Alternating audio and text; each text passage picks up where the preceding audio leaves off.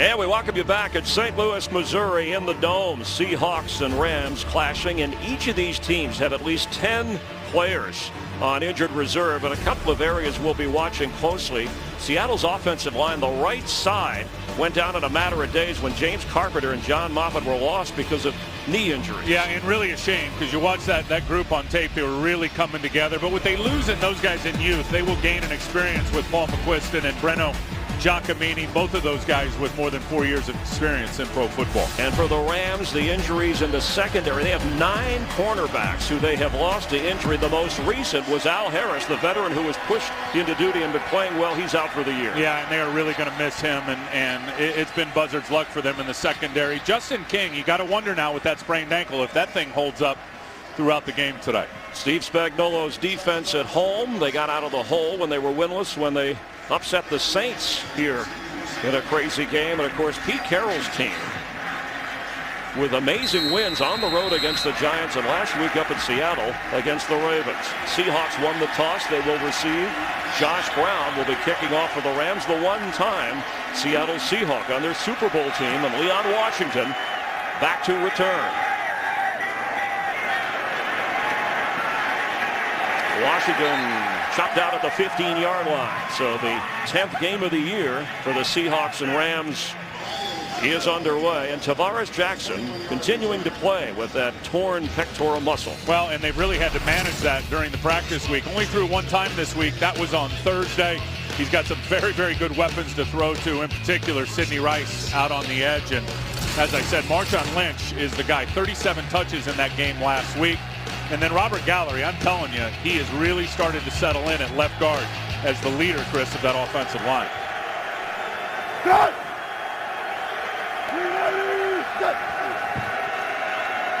Sidney Rice gets the pitch, and he's going to throw it for Mike Williams. He's got it. Inside the 30 of the Rams. Josh Gordy was back there covering. Can you make a better throw than you just saw from Sidney Rice? That was ridiculously good on point. Here's Justin King. Man coverage.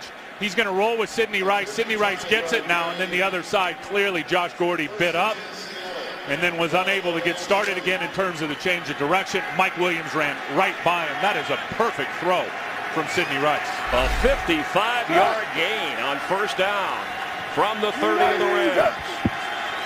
Tavares Jackson, he's paid to throw, and it's intercepted. Stepping in front of Mike Williams is Chris Chamberlain with the pick. Maybe they should have let Sidney throw it. Are you kidding me? That wasn't even close. I mean, Chris Chamberlain was sitting right in the hook zone. Tavares drops back, gets it out on time, and throws it right to the defender. I mean, you look there, and I mean, that ball clearly was supposed to go to the outside in the hook zone to Mike Williams. Chamberlain didn't have to hardly move to go get it. Big play. 10th interception of the season for Tavares Jackson after a big gain on a Sidney Rice throw. Look at this empty set that the Rams are starting with. Steven Jackson lined up in the slot.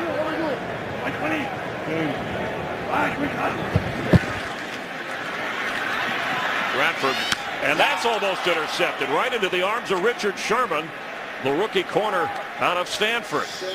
That was obviously a deeper throw and more of an in-cut, but the same type of throw behind the receiver, Brandon Lloyd, and hit the defender right in the chest plate. Now, what about the way the Rams offense opened up here where you pointed out Steven Jackson? Yeah, and I think we'll see a lot of that today. It looked like that ball got swiped just a little bit. That wasn't even close. I think we're going to see a lot of those empty sets with Steven Jackson as a receiver trying to get matched up on those linebackers. Bradford to throw again. It's a screen to Steven Jackson.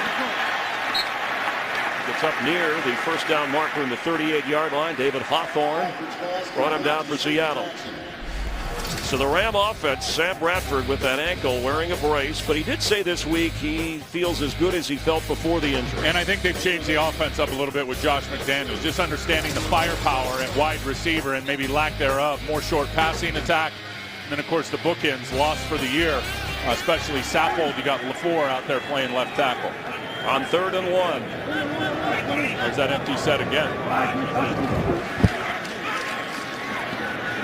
Brandon Gibson with a nice turnaround catch for a first down inside the 45. Gibson from Washington State, who was battling an injury himself from last week, but with a first down grab. And I like it. I mean, listen, when you spread people out, and when you say empty set, that means no running backs in the backfield. Sam Bradford's got all 5 weapons, all 5 eligibles on the line of scrimmage. Seattle plays a lot of man coverage week in and week out. So you get a lot of isolation, one-on-one matchups, and just let Sam Bradford deliver the mail. Steven Jackson is a wide receiver all the way to the left on 1st and 10 for the Rams. That third play him empty. Look, there's nobody. You spent the whole open talking about Jackson and Lynch, and neither one of them have run the ball yet. Bradford for Gibson. It'll be second down. So there's probably a way of loosening things up so that when they want to run to Jackson, he's got some holes. Absolutely. And you watch the receivers, watch the guys get vertical right here. This is the guy, Cam Chancellor, that really makes the play because he gets in the throwing lane as he'll turn and run out. Now, Sam Bradford sees it. He's got to elevate that ball up over his head, which made it too high for Brandon Gibson to go get it. 2nd and 10. That secondary of the Seahawks, the tallest, especially on the corners. And that's complete, but a hard hit right at midfield. Austin Pettis hauls it in, and Roy Lewis, the nickelback, delivers the tackle. And you know what? Here's another thing that the spread does, and you hear me say it all the time. This is spread fast pass. You've got a quarterback that's got a bad ankle in Sam Bradford, or a healing ankle. They've given up 30 sacks. This really helps neutralize that. That ball is coming out in about 2.5 seconds. He reads the one-on-one matchup. He picks the one that he likes. He gets the ball and gets it out on time. Rams have more sacks than any team in the NFL as Jackson carries on 3rd down. And the Seahawks defense was ready for him. Steven Jackson with 583 yards in his last 5 games on the ground. And averaging 5.1 a carry. It's a high point in his career, but he did not get the first. That's a heck of a play by Clint McDonald, who plays in the rotation for the defensive tackles. Leon Washington back to receive the punt from Donnie Jones.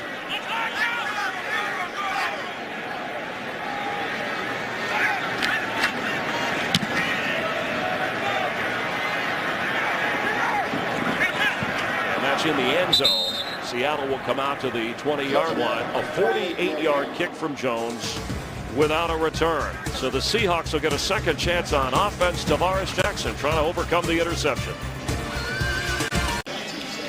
Along with Tim Ryan, Chris Myers here in St. Louis. Sidney Rice with 29 catches on the year, but that throw, his 5th in the NFL, and he's 3 out of 5.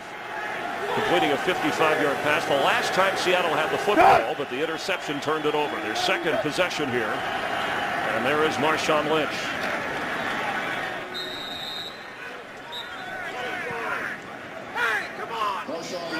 See what Chris Long just did to Giacomini? Took him about 4 yards in the backfield and planted him. Chris Long is out of his mind in terms of how he's playing. He has really found his groove, playing tremendous football. The defensive tackles, I'll call it like it is, they need to play better.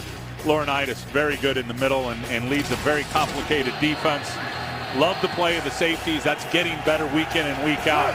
Still have had issues out on the corner with the replacement players. The ball comes out. Lynch got it back and pushes up to the 27.5-yard line. So it'll bring up 3rd and short. Quentin Michael was the guy that knocked that out. And you know what? If you watch Quentin Michael play, Chris, over the last couple of games, you're going to see him just come flying off the edge here to the left of your screen. There's that ball comes out, and Lynch is able to get it. His game has upgraded. He's playing faster, and I'll tell you why. Because they've given all the calls on the back end to the second-year player, Darian Stewart. And that has really, in terms of all the adjustments, has really allowed Quentin Michael to not think about anything, just keep his ears open and play fast.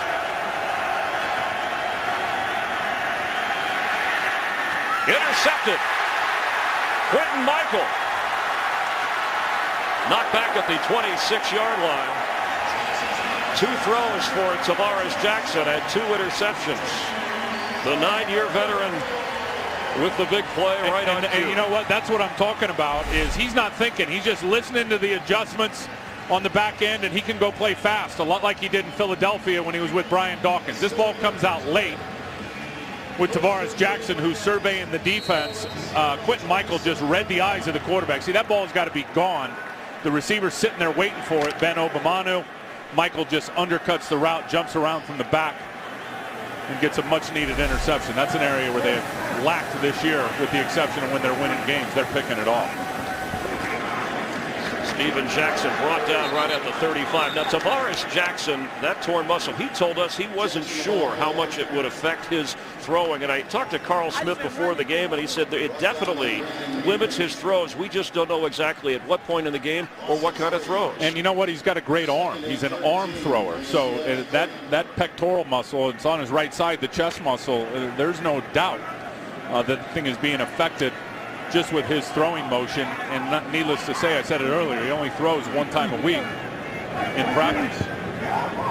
On 2nd and 13, Bradford has it and is going deep, wide open, touchdown, Brandon Lloyd.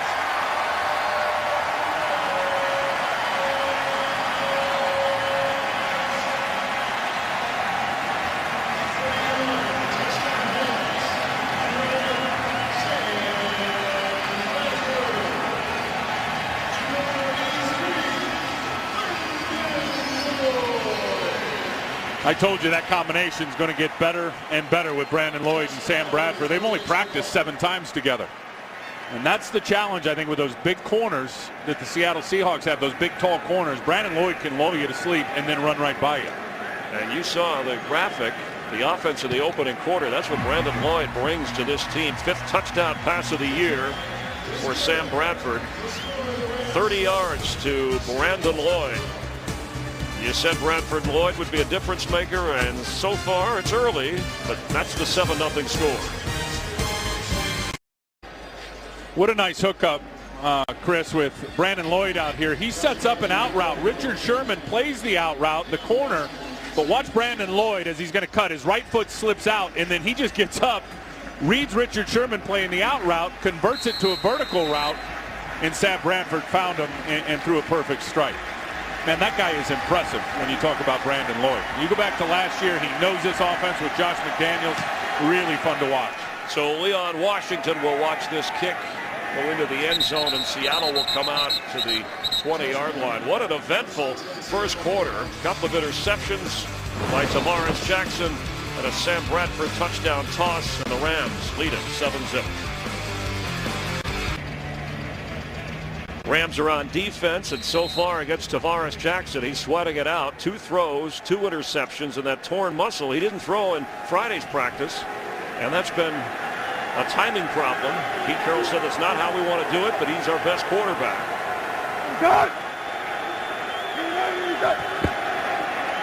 And they go to Marshawn Lynch, and he doesn't get much.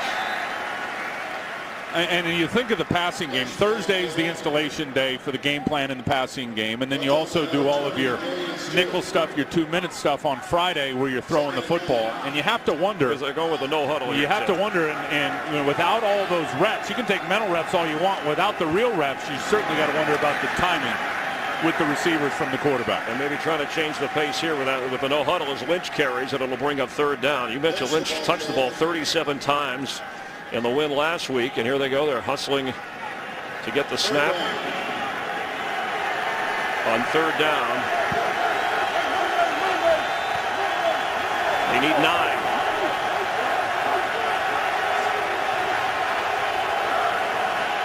Blitz picked up, completed. That's Ben Obamanu for a 1st down. Well, that's a nice job by Tavares right there, because he knew there was an extra guy coming. Lynch had to go across the formation and pick up 1 blitzer. Robert Quinn was unblocked. Tavares Jackson knew it and got it out quick.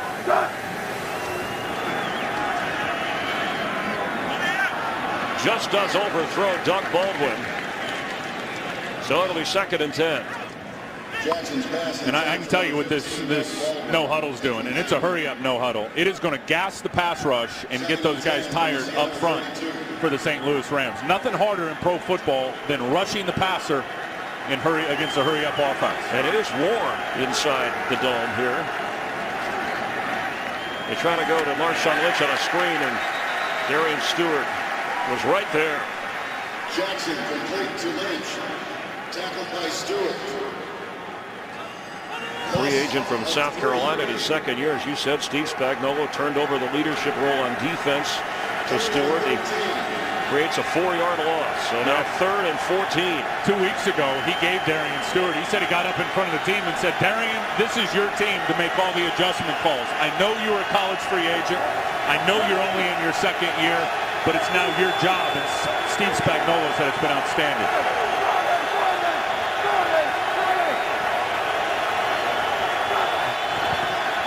Pressure again. Tavares throws early and incomplete. Quentin Michael helping to put some of the heat on. And I said it earlier, you're going to see Quentin Michael. He's coming from here. He's going to come unblocked. He is playing so much faster since what we just talked about, Darian Stewart taking over all the calls. And I alluded to it. Quentin Michael was at his best in Philadelphia when Brian Dawkins was handling all the adjustments on the back end. Was there. Verbally. That's right. So John Ryan in to punt for the Seahawks. And Austin Pettis says that's partially blocked. Pettis back deep to receive, but the Rams getting in on it was Robert Quinn, who, if you remember, had a big block in the game against the Saints. Yeah, but he did it off the edge against the Saints. And how impressive is that when you talk a defensive end is going to end up coming up the middle, unblocked, lays out, and almost takes it off the foot of John Ryan. Man, that is impressive for a defensive lineman. Left guard here on the punt team, KJ Wright, the rookie. He has got to stick that right hand out and call it a stab technique and stab Robert Quinn longer. Robert Quinn ends up flying through there because KJ Wright didn't keep his hand on him long enough, and he ends up getting the tipped punt. Yeah, and it's a 30-yard punt because it goes beyond the line of scrimmage, even though there's a block involved. Bottom line is Rams take over in good field position. There's Steven Jackson, the carry, and maybe a yard, if that. David Hawthorne on the tackle, and if you just tuned in here in the first quarter, Tavares Jackson with one of his 2 picks, and Quentin Michael grabs that, and then Sam Bradford to Brandon Lloyd, who the Rams acquired in mid-October for what will turn out to be a 5th-round draft pick, and that's where we are at 7-0. And I would love to see Brandon Lloyd be here long-term, and I think he would like to see the same thing, just grow and develop Sam Bradford with a #1 receiver. And Bradford sets to throw, and incomplete again, intended for Lloyd. Coverage was good back there from those angular corners. Brandon Browner at 6'4" and Richard Sherman at 6'3". And you know, those corners are the biggest in the National Football League. As a matter of fact, they're the biggest ever when you look at a tandem of corners. Browner is 6'4", and Richard Sherman over there is 6'3". They got big, long arms, and they're good in run support, and they're very physical. But where you can get them is starting and stopping in terms of their change of direction. They'll be challenged to hold down Brandon Lloyd today.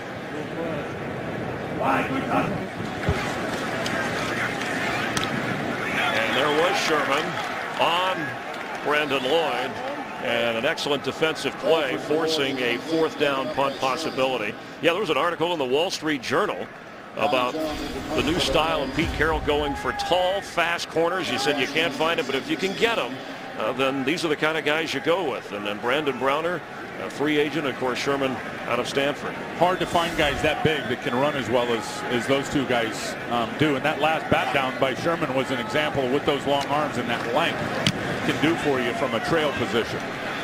Leon Washington from the 20 and stumbles for a couple of yards. There's an injured Ram as his helmet comes off back at the 17-yard line, holding his arm.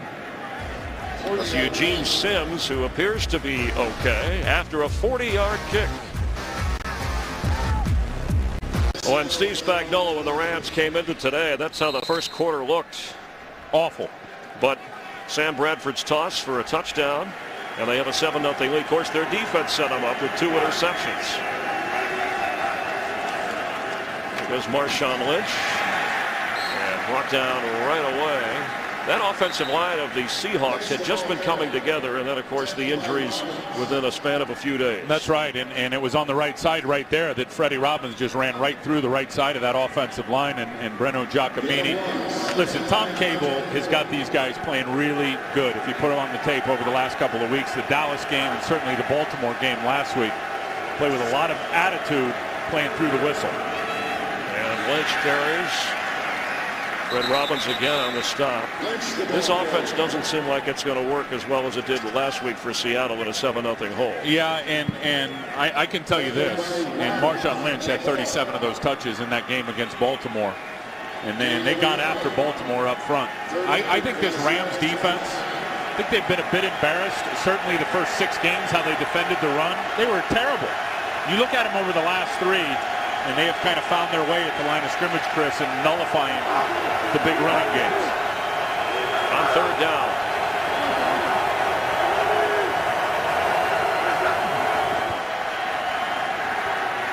Jackson for Mike Williams.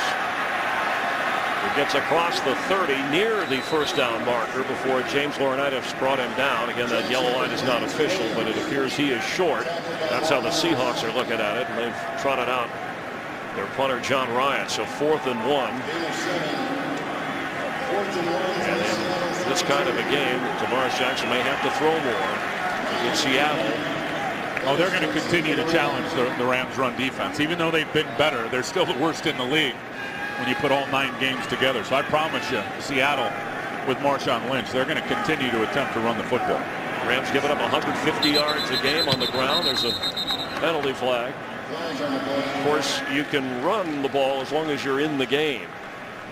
Points False wise. start, number 31, offense, 5-yard penalty, 4th down.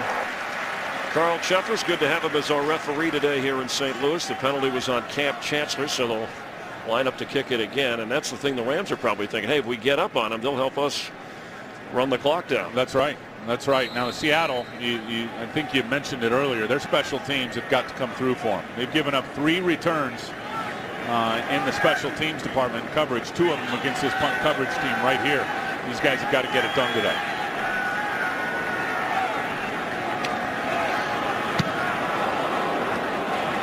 There's a flag down again. Fair catch called for. Marker at the 21-yard line.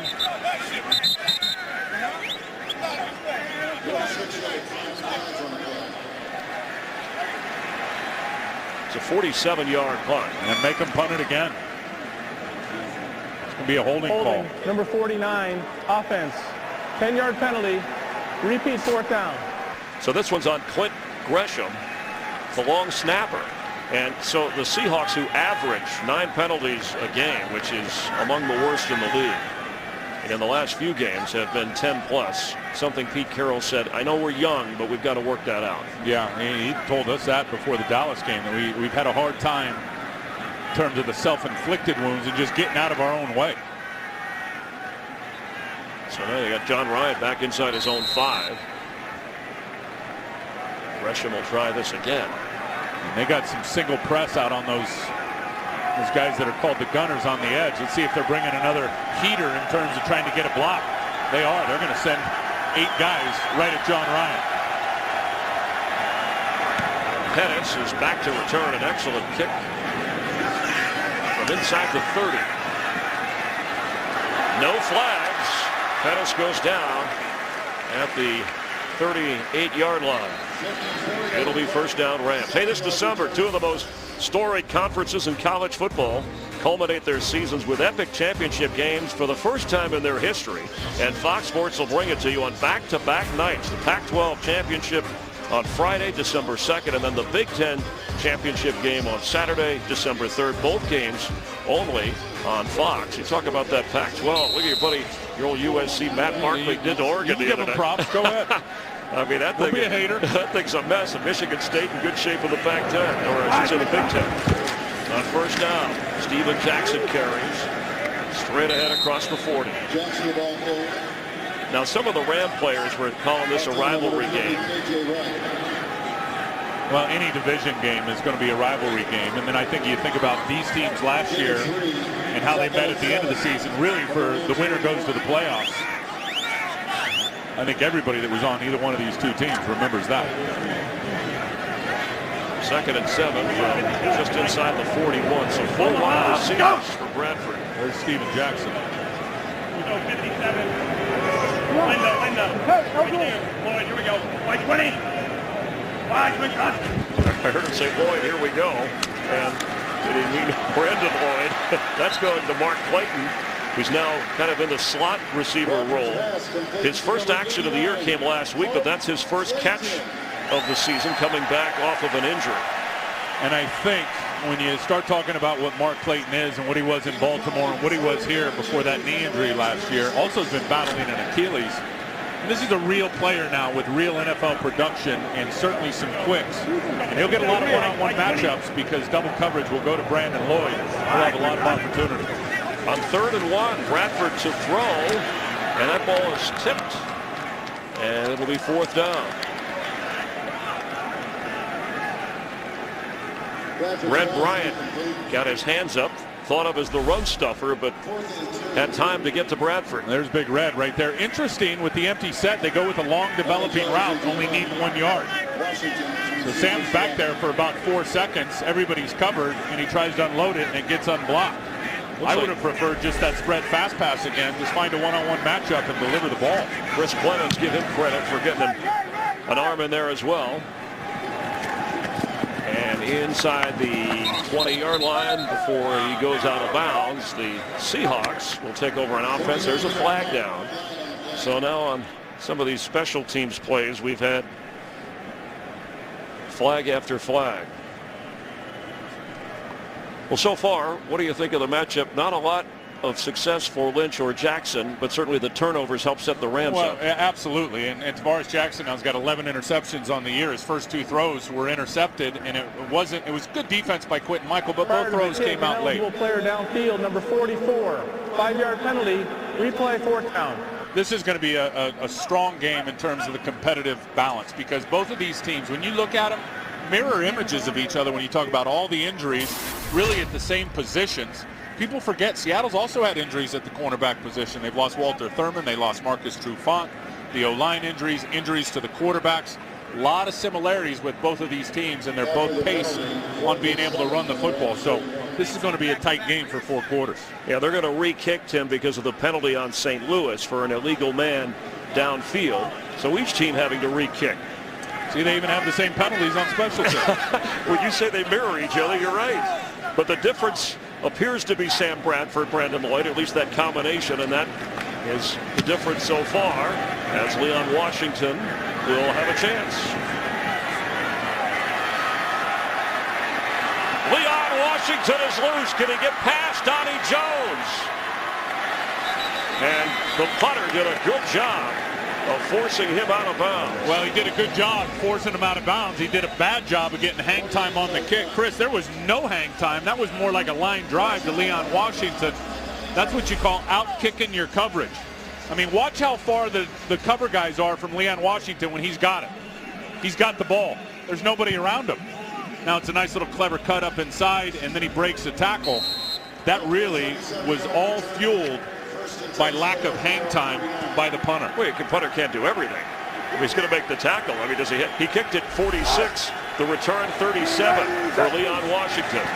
Good opportunity for the Seahawks to get the offense going, and there's a pass completion to the tight end, Zach Miller, who has a first down at the 40, or near a first down. Only his 15th catch of the year. He spent a good portion of this year blocking in there, helping the offensive line and helping those young guys. And also was concussed earlier in the year and missed some significant time. But typically he's a guy that's going to get you 45, 50, 60 catches. I know they'd like to see the ball distributed to him more here in the second half of the season. Pro Bowler, ex-Raider, on 1st and 10 from the 41. It's Lynch. And maybe a yard. James Laurinaitis, leading tackler on the Rams, with the stop as this first quarter winds down. Looks like Tavares Jackson has settled down a little. Gain of 2. 2nd and 8. It'll be 2nd and 8.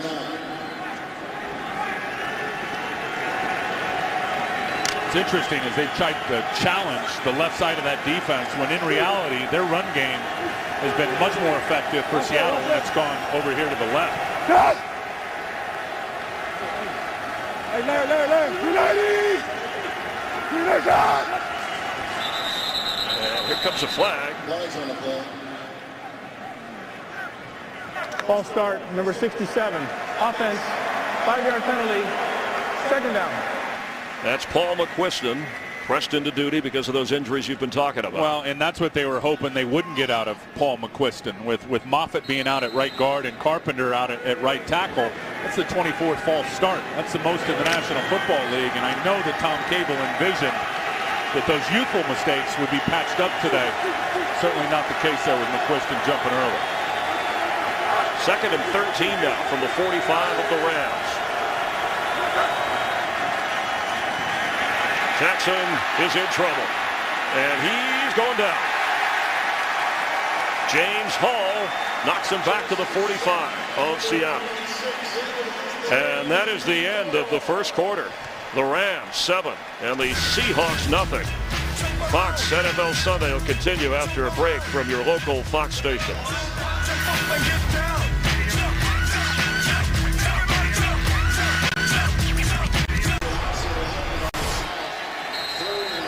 After James Hall's 4th sack of the season, it's now 3rd and 24 for the Seahawks.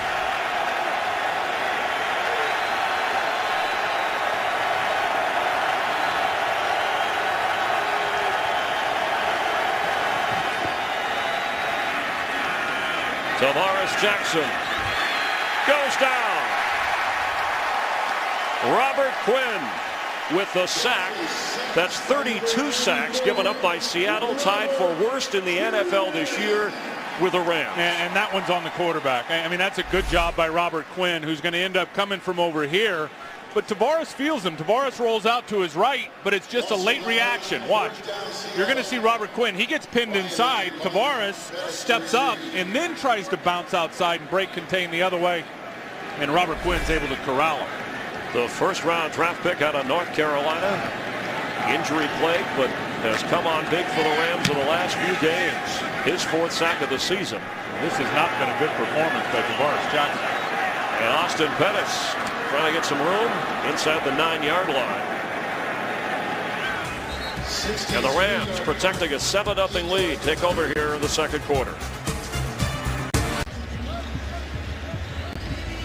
Along with Tim Ryan, Chris Myers here in St. Louis. Rams in the second quarter with a 7-0 lead. And they're working on the ankle foot area of Chris Long on that most recent sack. Looked like he was injured. 8 sacks so far this season, 1 away from his career high. Really playing good. On first down, Steven Jackson trying to find some room. And certainly the Rams will try and get him back in the game. Let's see where it happens. Well, it happens as Robert Quinn is getting the sack, and you see the right ankle right there of Chris Long. As Robert Quinn was falling down with the quarterback, he came down on the feet and lower legs of Chris, and that's where it looked like he tweaked that ankle a little bit. We'll get an injury report. Jamie Maggio down there limping, but see if he can come back into the game for the Rams, who face 2nd and 8. Jackson carries, and David Hawthorne is there. So it'll bring up 3rd down. I'll tell you, one of the best run defenders in the National Football League is Red Bryant. You can't block him. Certainly one-on-one, all 340 pounds of that mass when he gets it going. And he's so physical and really plays with attitude. He didn't get the tackle there. He had the one on the first down play. But he certainly got the penetration and forced Steven Jackson right back to where the help was with the linebacker. He is a dominant run defender. So an important 3rd and 6. Seattle wants a stop to give their offense a chance. And Bradford completes to Brandon Gibson for a first down. Let's check on the injury with Jamie Maggio. Jamie? Chris, thank you. You guys saw them retaping Chris Long's ankle, and you showed the play where he injured it. It's just a twist. He will be back in this game. All right, thanks, Jamie. That's a good thing. He was talking to you about his balanced stance and the great year he's having. 5 sacks in his last 3 games.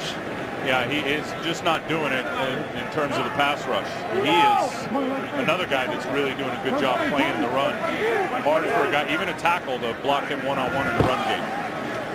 Bradford completes right at the 21 to Steven Spock, the reserve tight end. And here comes a flag late on the play. Looked like a shove. Yeah, he turned around and shoved K.J. Wright. Good acting job by K.J. Wright. They have that flop rule of the NBA. Do they? Come on, Unnecessary Vlade. roughness number 81, offense. 15-yard penalty will be measured half the distance to the goal. That was a dead ball foul. The down will be number 2. K.J. Wright tackling him. Now he gets up and says something right there to Spock. Spock pushes him, and then there's the Vlade What Divac. straight that Spock must have. Well, that's what what was Josh McDaniels said about him, that he'll go after you. Spock, that's one of the things he'll.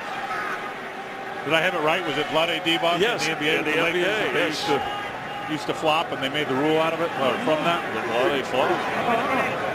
So 2nd and 20, bad news for the Rams. Instead of 1st and 10, they're back at the 10-yard line.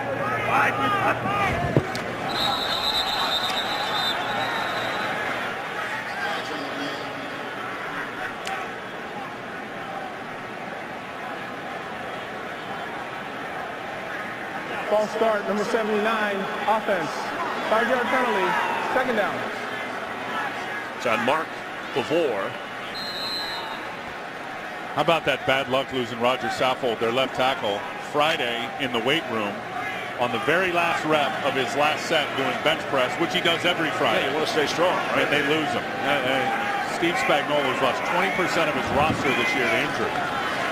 Meanwhile, out of the hole, that almost hit one of the defenders. It may have hit one of the Seattle defenders in the back. He was trying to get it to Steven Jackson. The Rams kind of disintegrating here on 3rd and 26. And there's Saffold.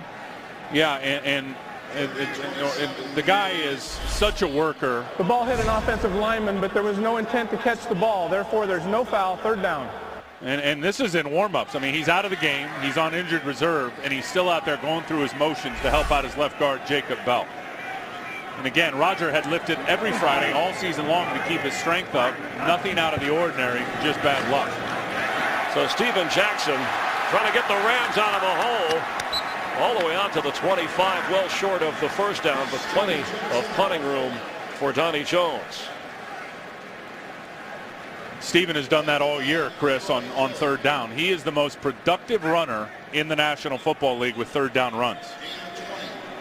If you're going to play the pass on 3rd down, he's going to make you pay with his legs and gets a nice pop there and comes up about 8 yards short of the 1st down. But, man, he's effective. You know, we're at this point in the 2nd quarter, 11:23 and counting, and Jackson's carried 7 times. Marshawn Lynch has carried 7 times.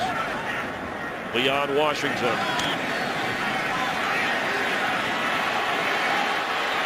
Where's Donnie Jones? He goes out of bounds near the 40. You didn't like the hang time on that one either, did you? Oh, man, you're too much. You're picking on a punter. Well, you always pick on a punter and a kicker, don't you? Yeah, you always pick on the kickers. Chris Long is back out there with the twisted ankle as the Seahawks put 3 tight ends in on 1st and 10 from the 40. Great field position as they try to hit the scoreboard. And it's Marshawn Lynch. Got 4 yards out of that. Looked like nothing was going to happen when he first got the football. Yeah, and that ankle of Chris Long just got smashed again. He's limping again. I mean, watch what happens. He's going to not get blocked as the tight end goes out, but there's another tight end coming, and watch his lower right leg. Right there, he gets that thing slammed again. The action is hot in there when you're defending the run. You don't want to come out of the game the way he's been playing.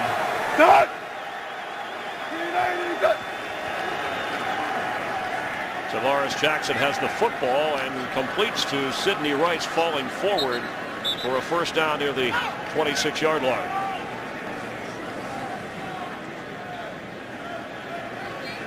So Seattle trying to get some points on the board. Their first 5 possessions.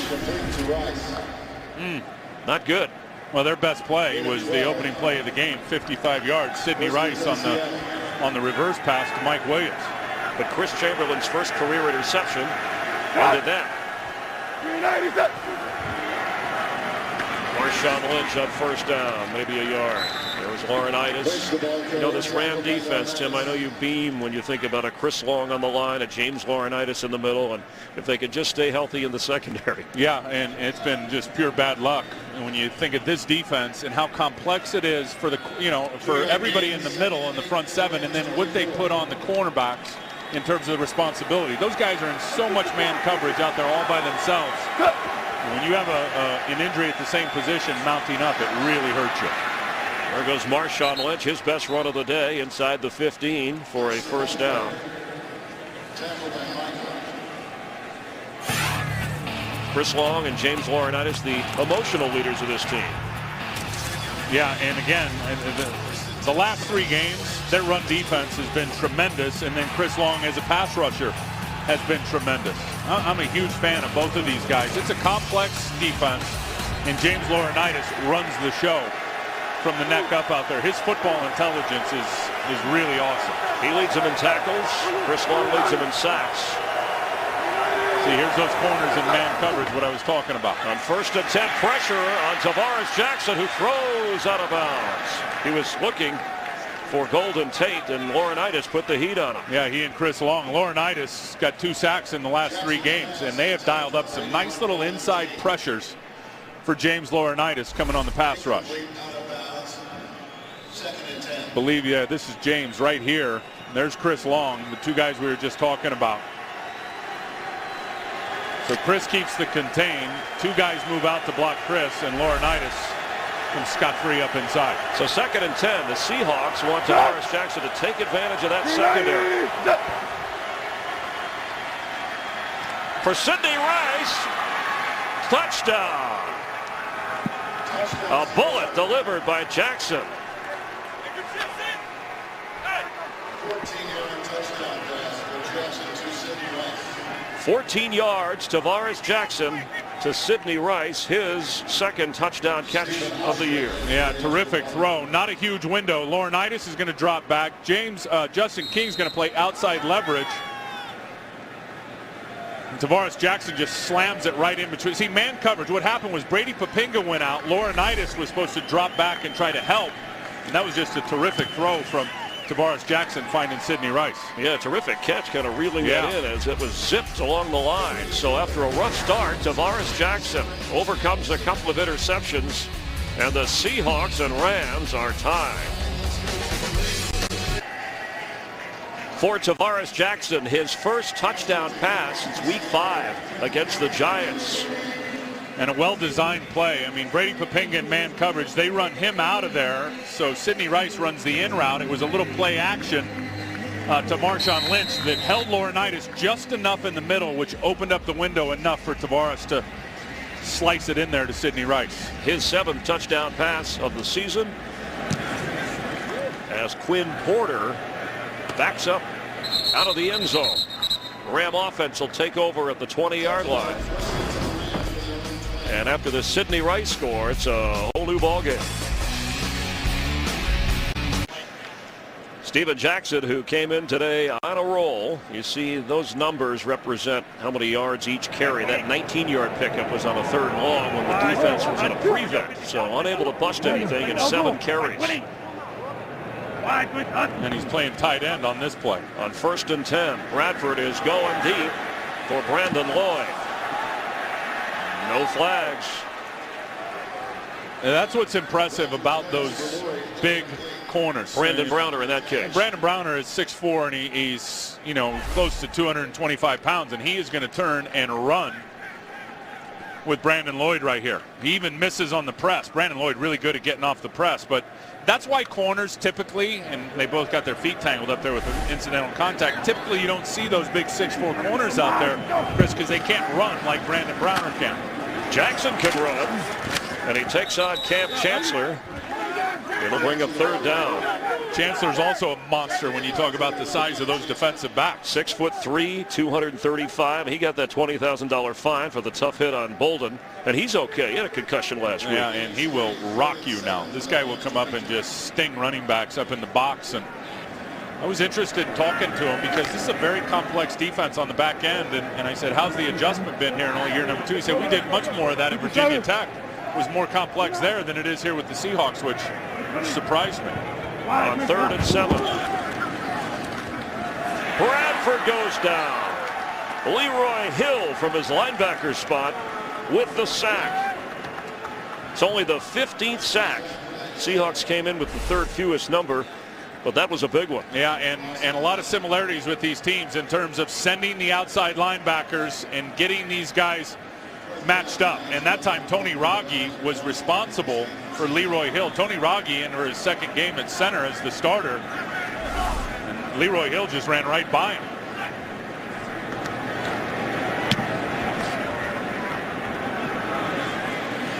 Leon Washington has it and into Ram territory, cut down at the 48-yard line.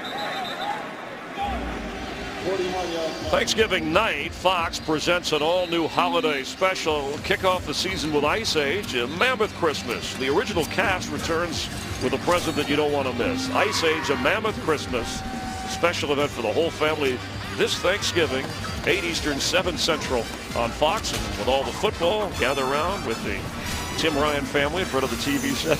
Come on over. Check out. We ride back from the Redskins together in that game on Christmas Eve. I'll hang out.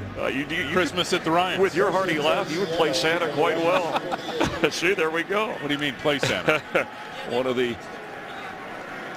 terrific defensive plays by Leroy Hill. When you think back to that Super Bowl team for the Seahawks, the only remaining member. Not 1st and 10. Cut!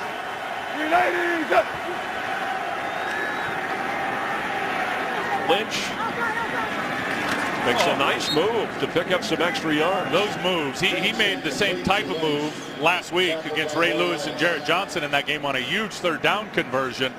That guy gets out in space, and he's such a split-legged runner, which means he runs with wide legs all the time. He will shake and bake you guys. It was that time Laurinaitis who ended up trying to tackle there. Yeah, he calls it his beast mode. Remember that run against the Saints in the playoffs was beast quake. That last week they're calling that beast shake. And he picked up what was this one? I don't know. You'll have to name it. On second down.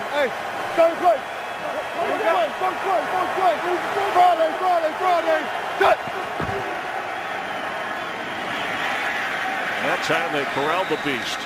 Darian Stewart up from his safety spot. Tackled by Stewart. He's trying to get his 3rd straight 100-yard game. That hadn't happened for a Seattle running back since Sean Alexander. But let's look at the numbers so far for those two featured backs. Both have been bottled up, and both have had really just one decent run. Steven had the big one on 3rd down, and then the last drive, the touchdown drive, Marshawn Lynch had a real nice productive run up the middle.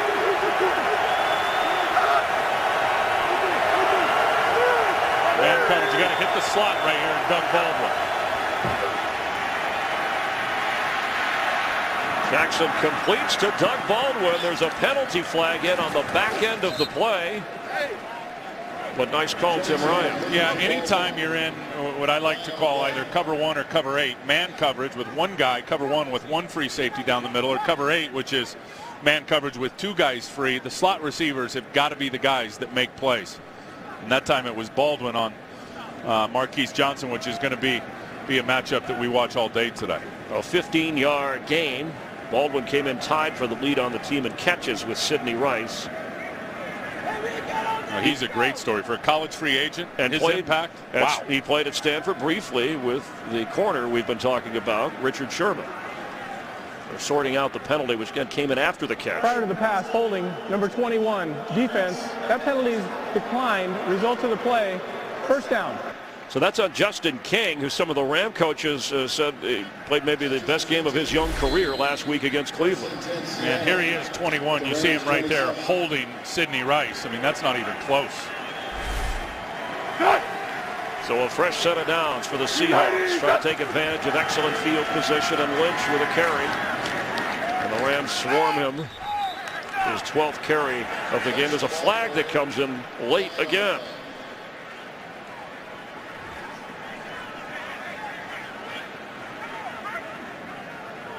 Brady Papinga being held back by some of his teammates. See Robert Gallery talking to Russell Okung. Collisions going on up in there between Michael Robinson and Chris Chamberlain. Personal foul, unnecessary roughness, number 76 offense, for contacting a player near the dead ball. That was a dead ball foul. The down will count. 2nd down. And there's Okung, 76. As forward progress was stopped, he goes in there to try to clean it up. And basically, at the end of the day, that's a defenseless player laying on top of the pile, and he goes and hits him. And that's some of the risk you run by playing that Tom Cable style, where guys are playing through the whistle every time. Pete Carroll's not happy about it, but the officials just aren't going to deal with it. There are no cheap shots allowed in this game anymore. Second and 25. Pressure on Jackson, and he goes down. And Darian Stewart with the sack. You see who got it started, though? It was Chris Long, number 91. Here's Chris. Look at it. There's that frog stance we like. He ends up coming inside, and then Darian Stewart from back here ends up coming unblocked and comes for the sack. So Long to the inside, Papinga to the outside, Darian Stewart unblocked, free runner, sack. 8-yard loss, 3rd and 32. Seahawks had great field position. This is what happens. You get a penalty, you get a sack, you get the crowd into it.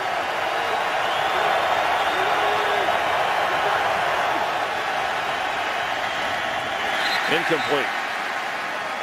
So add drop to that. Penalty, sack, then drop. And now you're punting. Because who knows, he catches that ball, shakes one tackle, they could end up in field position with an opportunity to get 3 and a field goal. So Okun guilty of the penalty, Ben Obamanu guilty of the drop, as Pete Carroll encouraging the young tackle. And here's John Ryan. Back to return, Austin Pettis.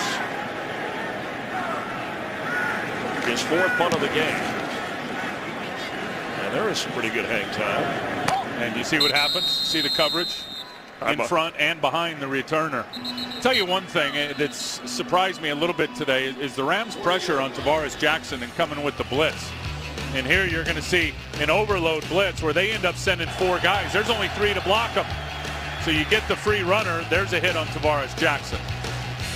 There's another hit on Tavares Jackson. Now here comes another free runner right there with James Laurinaitis. They are attacking the protections, and they are winning the game schematically in terms of the strategy. And that's the beauty of Steve Spagnuolo, the head coach. He is a great defensive coordinator, knows how to attack protections and get free runners on the quarterback.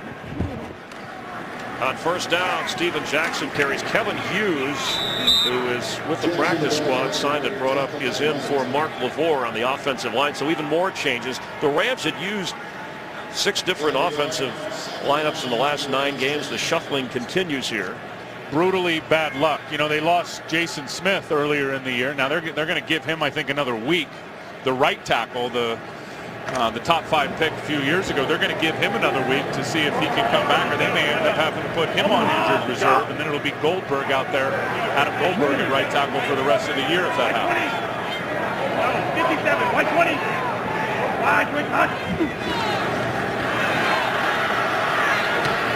Penalty flag as the catch is made. And it came from the secondary. Mark Clayton made the first down grab.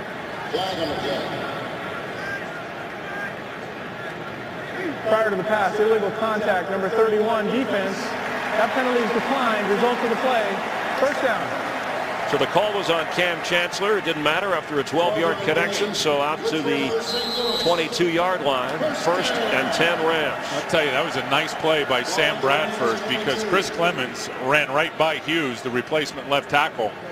And Sam Bradford, with good pocket awareness, just stepped up a little bit to get away from Clemens and delivered the football right on the money. Steven Jackson is 10th carry, and he may lose a yard here. Brandon Mebane in on the stop. Let's get a game break. Bears have won 4 in a row. San Diego has dropped 4 in a row. It's going according to plan so far. Marion Barber, 1-yard touchdown run, puts the Bears up in Soldier Field, 10-3 right now, approaching halftime.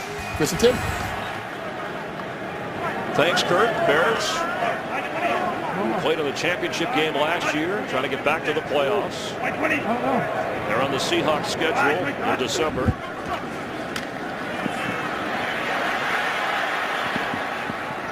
Incomplete. Leroy Hill put the pressure on. He had a sack earlier. Well, how much better have the Bears got since that first matchup at Detroit 6 games ago? Everybody left Chicago for dead. They fixed that offensive line, continue to feed Forte. and playing man coverage on defense, which is a little bit against the grain for Lovie Smith and all that Tampa 2, that cover 2 defense. Chicago is really, really consistent on both sides of the ball right now. So 3rd and 12. Otherwise, field position will be in favor of the Seahawks once again. Bradford's throw, and what a catch by Brandon Lloyd. Did he stay in bounds? Oh, yeah. He was twisting and turning. Yeah, it looked like he was able to get his knees down as he was twisting backwards. Brandon Lloyd's going to end up running an out route. This ball is let go before he even makes the cut. And see if that lower leg went down before the shoulder was out of bounds. Pete Carroll should challenge this. And the Rams are hurrying. Pete should challenge this. And here comes the challenge flag after a 17-yard gain if the catch is ruled a catch, and that's the ruling on the field. Well, he caught it. It's whether he caught it in bounds or not, Chris, because as he contorted. The ruling on the field of a completed catch. We'll review the play. As he contorted his upper body backwards to make one of those circus catches that we talked about, the question is does the lower body touch down inbounds? Yeah, it looked like his left hip was down before the ball went out. Yeah, the ball may have hit.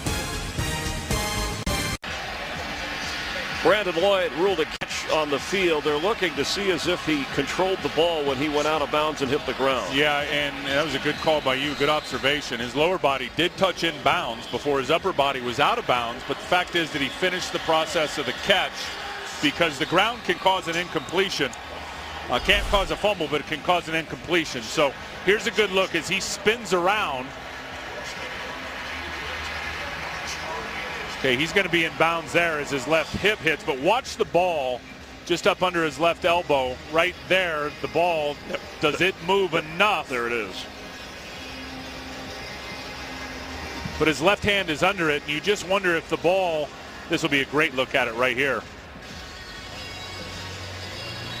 And the officials are looking at this in high definition. Going to be and you can make anything look complete or incomplete in slow motion, but this will probably end up not being a catch the way that ball moved when it was on the ground. I'm just not sure that he had full possession and finished the process before the ground, Chris, caused the ball to move. And not to be lost is what an effort by Elastic Man or Spider-Man or whatever you want to call it. Incredible. Brandon Lloyd, he stretches and reaches, and as Sam Bradford he's already made all those catches. Told us, he said, I just throw it anywhere near him, and he comes down with the football. Listen, we talked to this cat on Friday. He said he's already made all those catches. He visualizes every catch, every situation in his mind, and that's the whole thing in sport. I don't care what your sport is. Visualize success, visualize situations, and then when the opportunity presents itself, you're not surprised by it. You've already made it in your brain many times over again. He says hundreds of times he makes all those catches in his mind in visualization, Chris, before the game starts. And it came from when he was a track star, high jump. His coach helped him with that, and he applied that to football. So he's big on visualization or visualizing, and Steven Jackson is big on verbalizing. So this Ram team has it covered. After review, the receiver loses control of the ball during the process of the catch, and the ball hits the ground out of bounds. It is an incomplete pass. It'll be 4th down. Please set the game clock to 2 minutes, 40 seconds. Seattle will not be charged with a timeout. That is a heck of a challenge by Pete Carroll on the road when you don't have the Jumbotron and your home field helping you out. He is 53 yards away from that play on the other side of the field. Really an intelligent challenge by Coach Pete Carroll. A major moment here on the reversal because it was 3rd down, so obviously they would have had the first on the catch. Now they're punting, and the Seahawks have been unable to take advantage of this field position the last time out. Maybe they'll have a chance here with Leon Washington back inside his 30.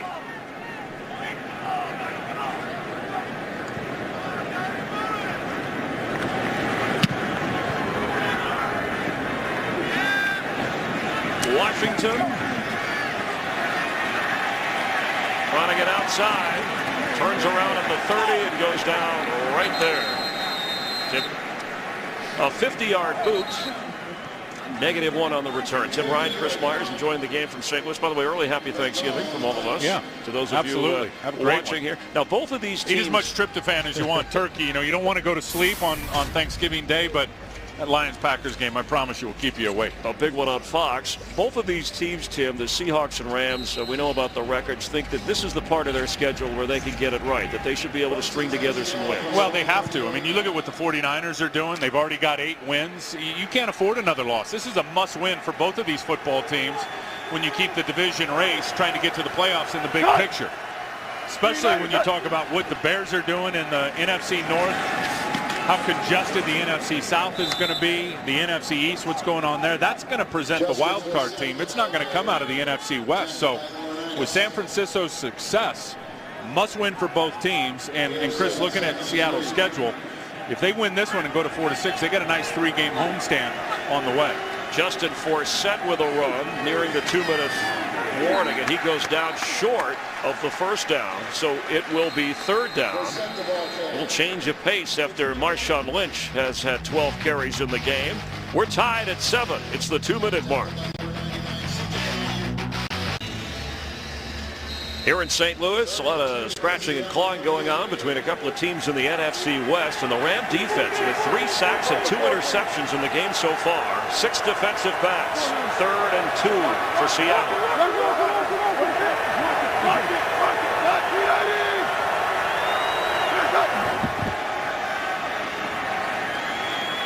Wide open, Baldwin puts a move on inside the 30, and down at the 27-yard line, Doug Baldwin. That's a busted coverage. Doug Baldwin's working out of the slot here. Marquise Johnson's on him. Here he is. Baldwin's just going to end up running here and in a big voided zone. And it looked like the right corner, Justin King, was playing man. Marquise Johnson wasn't. 35-yard pickup. They hustle to the line. No huddle. Jackson floats one. Tough catch if it was made by Baldwin, but there were 3 Ram defenders, and Marquise Johnson helped break that up. Yeah, that was a floater. I mean, he just, the way Tavares Jackson threw that, it looked like just soft toss, and that's why he uh-oh'd it, because it looked like the defense were going to break on it and pick it off. Well, they're in field goal range. That could snap a tie if they don't do better than that. The Seahawks have all 3 of their timeouts. Remember, they won the challenge, which was a big challenge.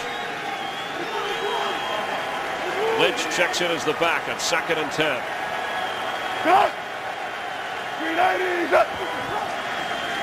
Here comes pressure for Mike Williams in the end zone. No. Mike Williams is 6'5". Well, when you're sending pressure like the Rams are, you're going to have the isolation matchups out on the edge. And Mike Williams, as you said, 6'5". He gets this in his hands. He just doesn't finish the process of the catch. Watch him go down. Looks like his right knee may have been out of bounds anyway, but he doesn't finish the process of the catch. A pretty good defense. Got to make sure those arms don't grasp the football. No, that's on Mike Williams. He's got to catch that ball past the ground. On 3rd down, we have a timeout called by Seattle. Let's check in with Kurt Menefee back in Los Angeles. All right, we'll get back to work because coming up soon on the Visa Halftime, we'll have all the sports and highlights from Week 11, including a thrilling overtime win for the Cowboys at Washington and the Packers staying perfect against the Bucs. It all comes your way in just a bit on the Visa Halftime. Back to you. Thanks, Kurt and staff. In fact, a lot of interesting highlights. And don't forget, on Thanksgiving, you mentioned the Lions-Packers game, a 1-hour pregame show with the guys. That's going to be a great football game. You saw what Detroit did, just slapping all those points on Carolina in the comeback win. It was a tough challenge for Green Bay against Tampa, but they put a bunch of points on the board. It's going to be a good one on Thanksgiving. On 3rd and 10. Marshawn Lynch. They run the football, and in beast mode, he gets the first down. What a gutsy call. An 11-yard gain for Marshawn Lynch. Sometimes your best runs come out of the spread formation, and you getting guys out of the box. You see here they've got 1 tight end, so it's really just a 6-man blocking scheme. They're going to run Lynch again, and this time the Rams take care of things. We have another timeout. And the Rams defense, they were thinking pass, and they turned and handed to Lynch, who gets the big explosive run. Well, remember Tavares Jackson, when you asked him about struggling inside the 20, the red zone, he said we have to take more shots down there, but they've taken shots and they just haven't been able to connect. Well, and you saw one there with Mike Williams not being able to finish the catch, and you saw the same thing against Baltimore. They were 1 for 5 down in the red zone last week, which is inside the 20-yard line.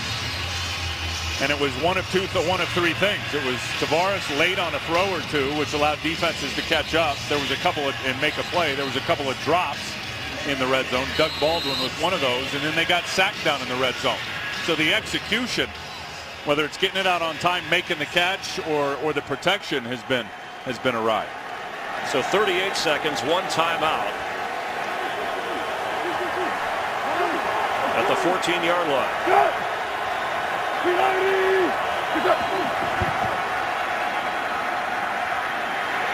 And Chris Long, the ball is loose, is all over Tavares Jackson, and he is finally called down for the sack. How much do you love Chris Long's motor and his game? He's got a bum wheel. He's got a bad left ankle. Look at his vision. That play was made with his eyes and with his head. Now we assume they're going to credit Chris Long with that sack. And Seattle goes to the hurry-up. Jackson for the end zone. Sidney Rice, penalty flag. Yeah, that's going to be pass interference. There's no question Justin King looked like he was wrapped in arm barring Sidney Rice before the ball got there. There are 3 seconds remaining here. And this one will go to the 1-yard line if, in fact, it is pass interference. Pass interference, number 21, defense. That foul occurred in the end zone. The ball will be placed at the 1-yard line. Automatic first down. There's the matchup right there. Let's watch Justin King's left arm over the top, and it looked like he arm barred Sidney Rice and pulled his left arm down. Now, if you're Pete Carroll off of this penalty, remember what happened against Cincinnati. Seattle fans do. They're kicking the field goal. They're not going to try to go for the touchdown. 3 seconds left. As they should. And it wasn't the arm bar, it was the right arm that was wrapping around the receiver there by Justin King was the foul. A 19-yard field goal try. Stephen Hauska, and he gets it. 16 out of 18 for him this year, and it breaks the tie. So the Rams fall behind after leading much of the game, 10-7 at the half. Let's check in with Kurt Menefee and the guys for the Visa Halftime Report. A low-scoring, slug-it-out battle here in the NFC West in St. Louis. The Seahawks actually with a 3-point lead after trailing much of the first half. Follow your favorite team all season long. Go to itunes.com/NFL. Get ready for the second half kickoff. Tim Ryan, Chris Myers, and amazing, Tim, how the Seahawks survived, 4 sacks by the Ram defense. The Rams had 2 early interceptions. How has Seattle been able to maintain the lead? Well, they've survived because they've been outstanding on the defensive side of the ball. They have slammed the door on Steven Jackson with the exception of one long third down run. 95 yards of total offense for the Rams. So the Seattle defense has been outstanding. And then I think Leon Washington and his returns. His punt returns, he's averaging 15 yards a return. Certainly they have won the field position game in the first half. So what do we look forward to in the second half? Is it more of Marshawn Lynch and Steven Jackson? Well, I think you got to continue to give the ball to your best players in the running game, and Steven Jackson has got to get it going. I said it in the open, though, that it's going to be hard against the Seattle defense. It's really been solid all year in defending the run with the exception of the Dallas game a couple of weeks ago. Only 25 yards rushing for Steven Jackson as Quinn Porter downs it in the end zone. So out to the 20-yard line, the Rams on offense. Let's check in down on the field with Jamie Maggio. Hey, Chris, thank you. Well, I spoke to Pete Carroll, and he kind of laughed. He said, man, that was an ugly start for us, wasn't it? But he repeated one of the principles that he's been stressing all season long, and that is it's not how you start, it's how you finish. As for Coach Spags, he touched on something that you mentioned just a moment ago, Tim. He said, Leon Washington, we've got to cover him better. He also said the key for them is field position. Got to get those first downs. Chris, Tim, back to you. Thanks, Jamie. As Steven Jackson splits out as a receiver to the far right on 1st and 10. Turn and throw it to him. See if that corner can make a tackle, Richard Sherman. A lot of room over there. And he's going there. Knocked down right away as Chris Clemens came over from his end position. Did you hear that? I think Clemens was thinking the same thing I was. He wanted no part of Jackson to getting loose. And you look at the numbers. So Marshawn Lynch, 41 yards rushing. Steven Jackson, 25 yards rushing. As the Rams go to a no-huddle back to the line. And Sam Bradford loves this. Well, this is all he did in college at Oklahoma. This gives him, his receivers, and his offensive line an advantage. Like 20. Wide, quick, Clemens jumped, flag flies. That's a completion for a first down to Brandon Gibson. Yeah, Clemens was offsides there. Now, I'll tell you what it does there when he controls the tempo, and it's a slow-down tempo at the line of scrimmage. It's certainly not a hurry-up tempo for Sam Bradford. Yeah, they're going to Carl's mic's down there, but they're certainly calling that on Clemens. What he does when he's using his long cadence is he's forcing the defense to show their plan in terms of coverage. It gives them a big, long snapshot, Chris, of what they're trying to do defensively, controlling the tempo with the long cadence. Steven Jackson, maybe a yard. Cam Chancellor from his safety spot. And Sam Bradford talked about getting a rhythm, finding that he was out a couple of games with an ankle injury, but that's the one thing he wanted to get this offense into. Listen, I think in watching him, and I've watched all their games, he's had a rhythm with his offense only one time, and that was earlier in the year against the New York Giants. Jackson out as a receiver on the right. White 20. Wide, quick, Gibson, first down. Fourth catch of the game for the former Washington State Cougar. And that's what the Rams are hoping for, to get healthy receivers. Denario Alexander is inactive, but boy, to have him and Brandon Lloyd and Mark Clayton at the same time. Well, what I like is they're catching the football. I mean, remember early in the year, he was delivering strikes, and they were unable to hold on. Far too many drops. That hasn't been the story today. Sam Bradford, 22 passes of his have been dropped by his receivers this year.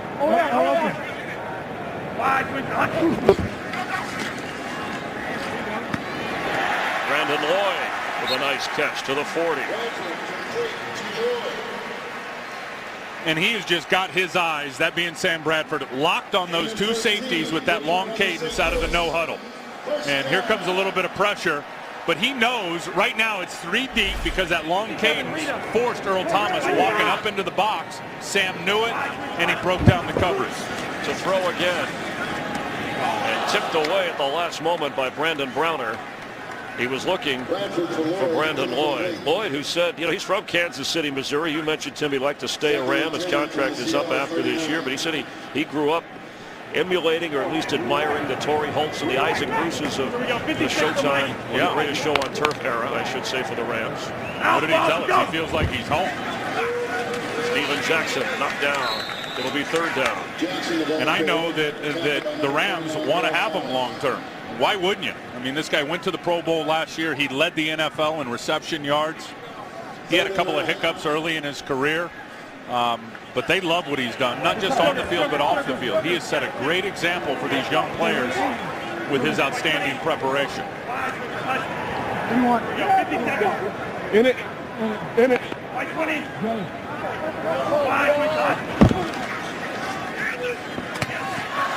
Pass was led too far for Gibson. And that was a heater. Whoa. And it'll be fourth down.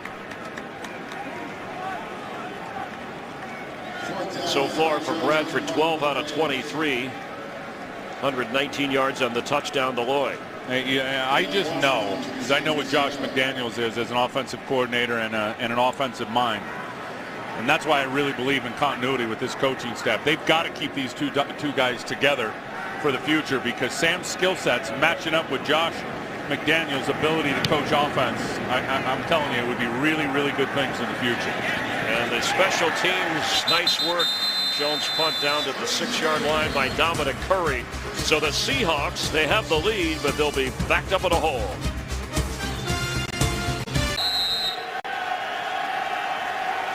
Seahawks have a first down from just beyond the 5-yard line. They were stepping out of the huddle, and now they go back in. As Chris Long, by the way, give him credit, deservedly so, for that sack at the end of the first half. That was his sack. He never lost contact with the quarterback. He started it. He had help finishing it, but that's his sack. Marshawn Lynch carries.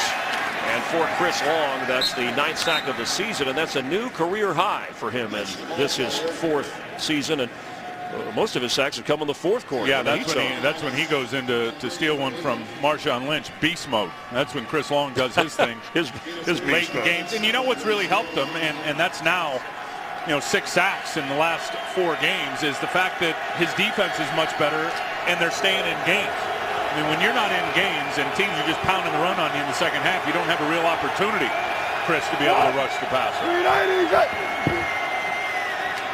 Lynch again, and the Rams wrap him up. Quentin Michael.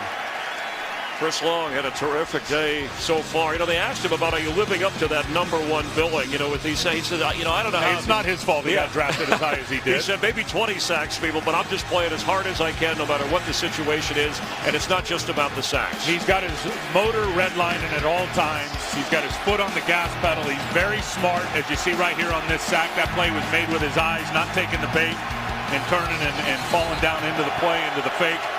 No, he's exciting to watch. You may want to turn it up here on 3rd and 8.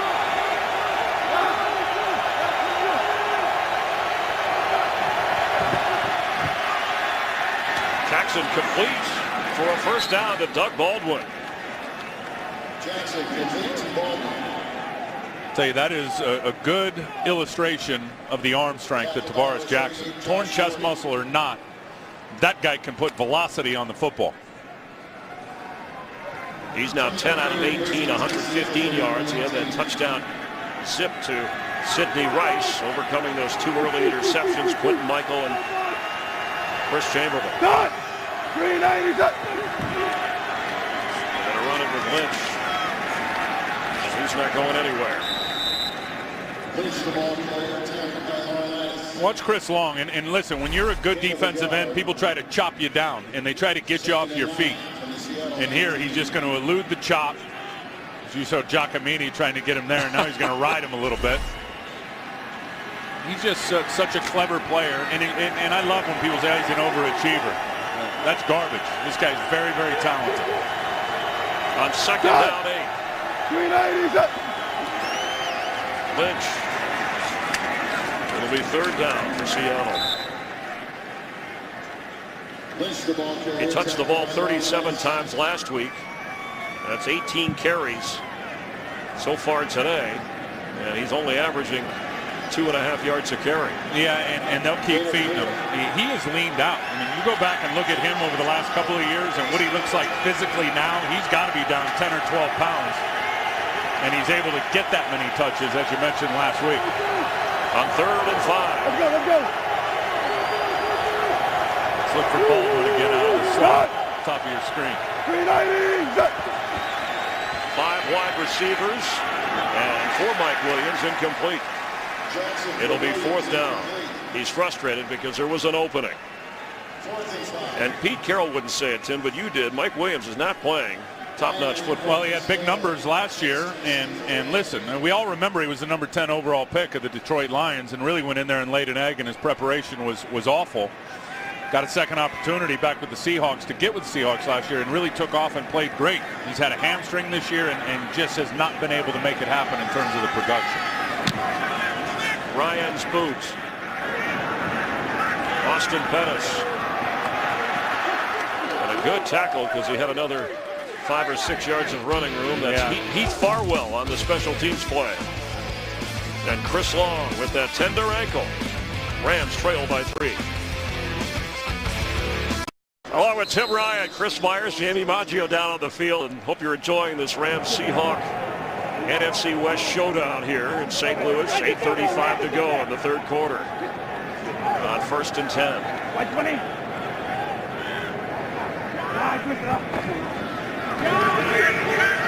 Bradford has time for Brandon Lloyd, and out of bounds, intercepted out of bounds. They're going to get illegal contact or pass interference on Brandon Browner, I think, before the play, or holding, one of the 3. Definitely there was contact.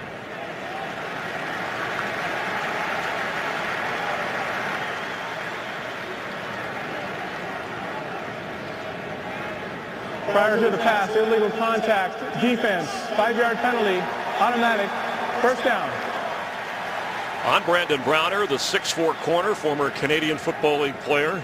And he's had a lot of penalties. Watch Brandon Lloyd. He's going to come and run an out route, and as he does, 39 here tries to play catch up and he puts his hands on him.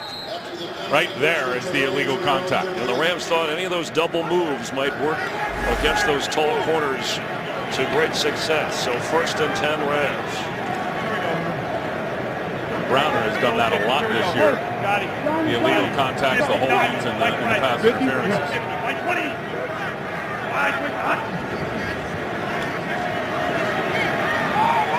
Again for Brandon Lloyd. There's contact. There's no flag and no catch. It was Browner and Lloyd. And there's a good illustration of the size of Brandon Browner. When I say playing from a trail position, that means playing, Chris, from behind the receiver. And this ball does come out a little bit late, but look at, he's trailing. He's trailing Brandon Lloyd. He's got his eyes looking at the football. The crowd can boo all they want. That's incidental contact. He's got his eyes turned back, focused on making a play on the ball. That's outstanding defense by Browner. And that's something Sam Bradford said. The tall corners, they can make up ground after they get behind because they have the reach and the size to do it, and that's what Browner did.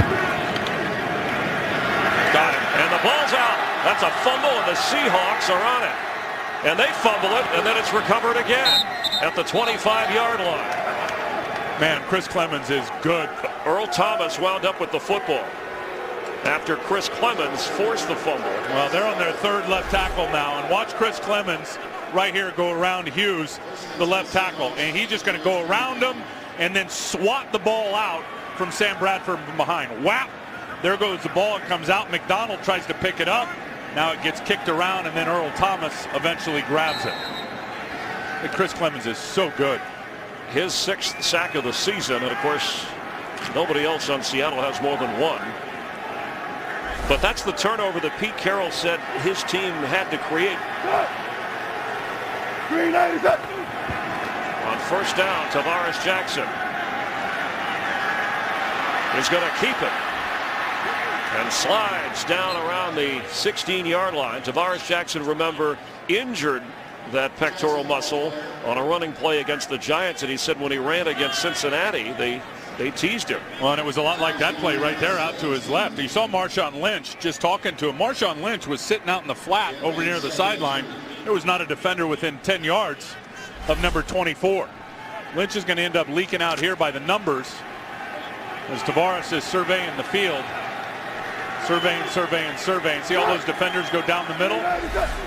Lynch was out there all by himself. And this time Lynch will carry. And the Rams battling him as he won't go down.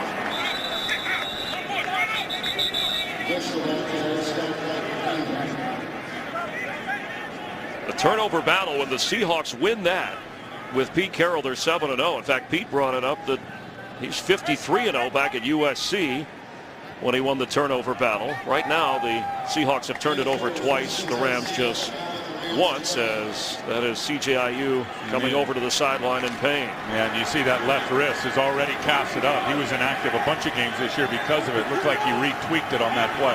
1st down for the Seahawks.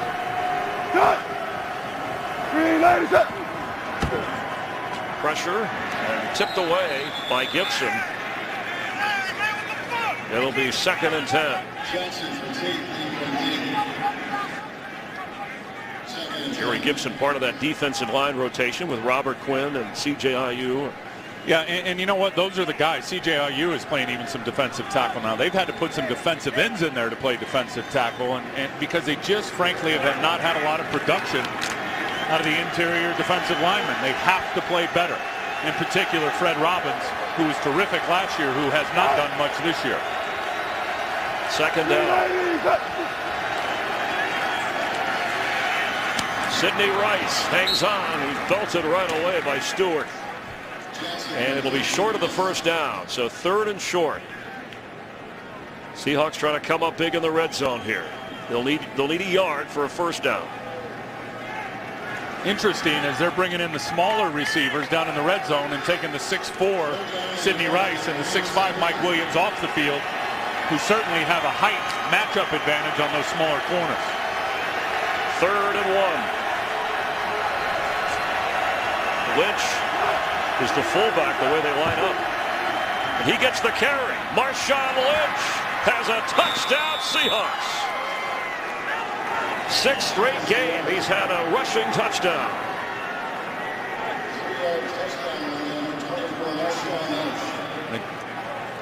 I think Chris Long really got held out on the edge here. He could not disengage to get to Marshawn Lynch. He is the fourth player at left defensive end. Watch the block here by the tight end here on Chris Long. He's trying to disengage and get out there. He may have been late just seeing it, expecting Lynch to take it up inside. And Lynch ended up just outrunning Greg Dahl to the end zone. And the extra point by Hauschka. And an impressive drive by Tavares Jackson, and Marshawn Lynch closes it out. So the Seahawks, who at one time trailed 7-0, lead by 10. And certainly Michigan State has done its part in the Big Ten. Well, you remember back in the day, the winner of those two conferences always met in the Rose Bowl. Back in the day, there's a lot of shuffling going on in college football, but we're proud to bring you those championship games.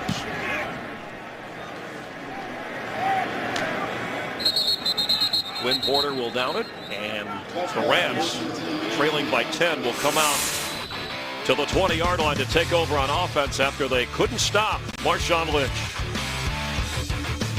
Steven Jackson came in as a hot runner, averaging 139 yards rushing the last 3 games. But so far today, the Seahawk defense has kept him in check. He gets the carry, and fighting hard.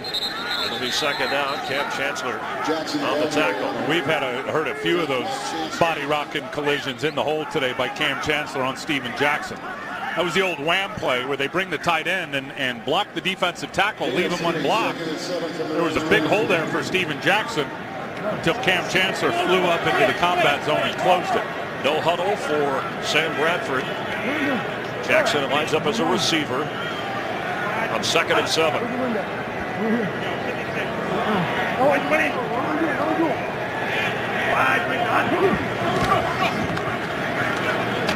Pass is caught short of the first down.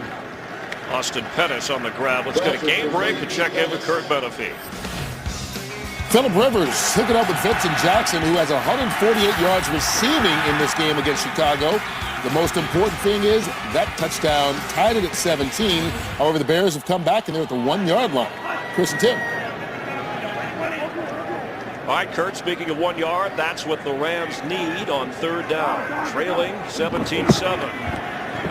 Right at the 30 is Bradford, who keeps. I don't know if he reached out far enough. The ball is past the first down mark now, but the head linesman is going to spot it where the ball was when he went down. If Sam would have reached out, he would have clearly been down past the first down sticks. They're giving him the first down. Seahawks don't like it. Now Pete may challenge this one too.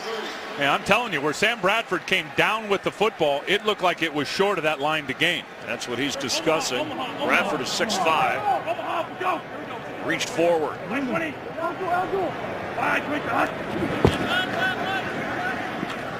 Pettis couldn't hold on. It's one of those drops you were talking about. Bradford to Pettis incomplete. 2nd and 10. Let's take a look at that previous play when you were talking about the spot when Bradford needed a yard. And you see where the first down mark is just past the 20-yard line. Now this isn't the play here. This is the wham play up inside where Chancellor hit Steven Jackson. Whammy. Low snap, inside handoff, Steven Jackson. Slips out of an ankle tackle, and he's still going. Fighting up to the 39-yard line.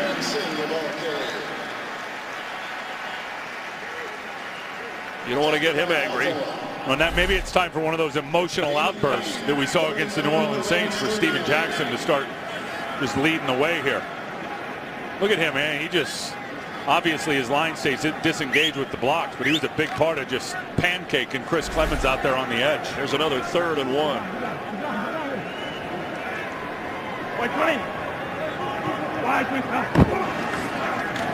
Bradford has it.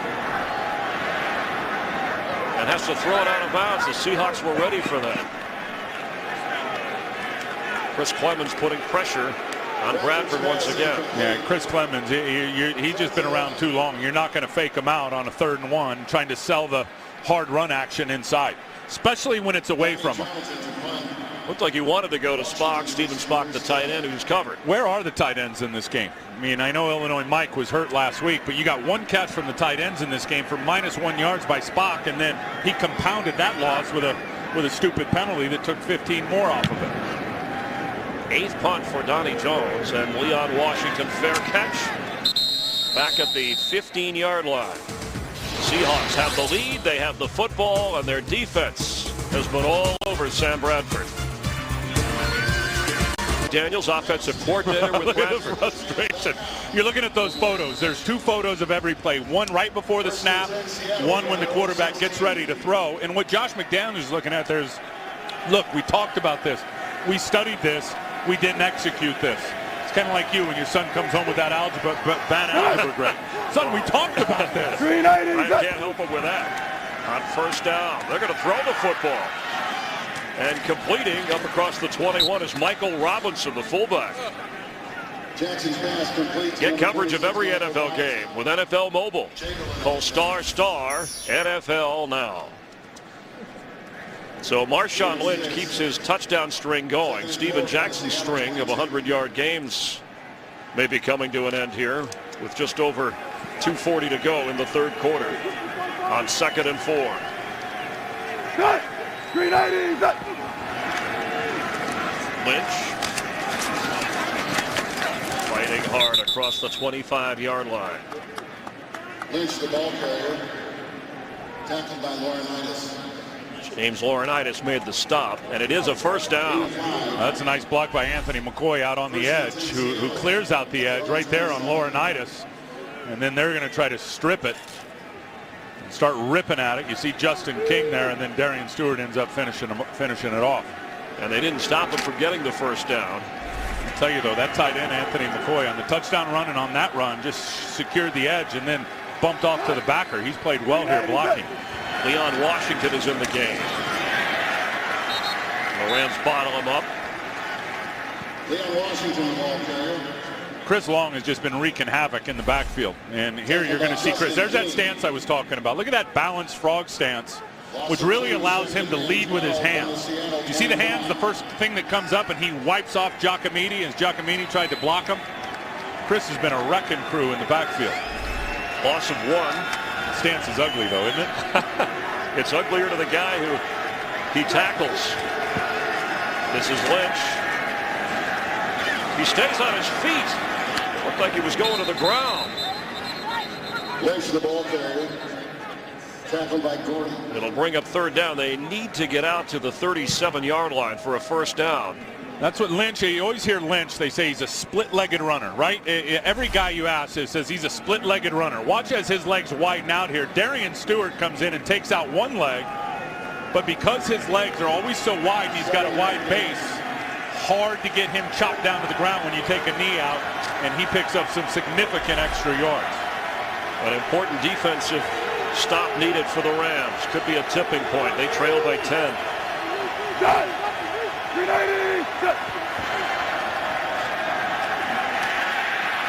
Tavares Jackson will go down short of the first down.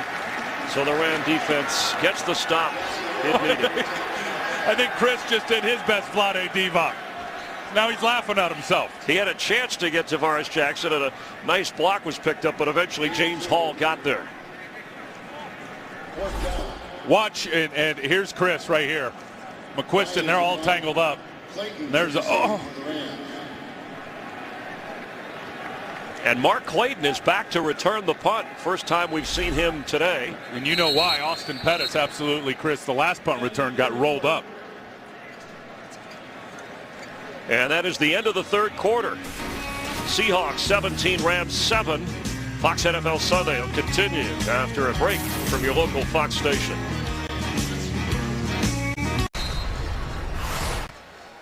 Starting the fourth quarter. It hasn't been real pretty, but the Seahawks, from trailing 7-0, now have a 10-point advantage. Tavares Jackson overcoming a couple of interceptions. Thrown a touchdown pass. Marshawn Lynch with a touchdown run. And there's a flag before the snap as John Ryan gets ready to punt the football. False start, number 41, offense. 5-yard penalty, remains fourth down. Call is on Byron Maxwell. Steve Spagnuolo's defense has hung in there. He's going to need more out of his offense if the Rams are going to get their third win of the year. So there's Clayton back to return the punt. We mentioned Austin Pettis got rocked a little bit earlier. And Clayton, a couple of catches in the game so far.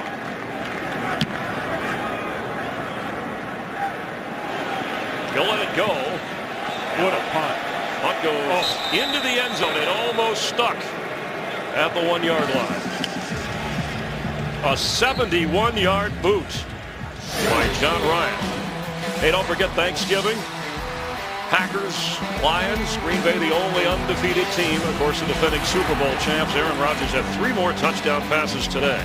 The Lions escaped with a win to go to 7-3. But it all begins with the 4th pregame show at 11:30 Eastern, 8:30 Pacific, as the Packers take on the Lions. The way Aaron Rodgers is playing the position, it's just incredible. And there's a lot of good quarterback play around the league this year. None better than his. That's 10 games with a quarterback rating over 110. And Bradford had time to throw the football, and incomplete as he was hit when he threw it. Just incredible with how Aaron Rodgers is just, I mean, I know he's got all the receivers, but whether he's in the pocket or out of the pocket, Aaron Rodgers just sizzling people week in and week out. Well, the Lions had the fast start. Now they look to be struggling. This is an important game for them to get into the playoffs. Yeah, but a big comeback win for them today, and I think showed a lot of moxie. And you know, Matthew Stafford is playing with a broken index finger on his right hand. They really miss a running game, in my opinion. Jonathan Best, they really haven't been the same in terms of their 1-2 punch, the ability to run or throw, since Jonathan Best went down with a concussion 4 games ago. The Lions hope to have him back for that Thanksgiving Day game on Fox against the Packers after Jackson carried. It's 3rd down. But they have just bottled Steven Jackson up today. 5-1 a carry on the season, not even 3 yards a crack today in 15 runs.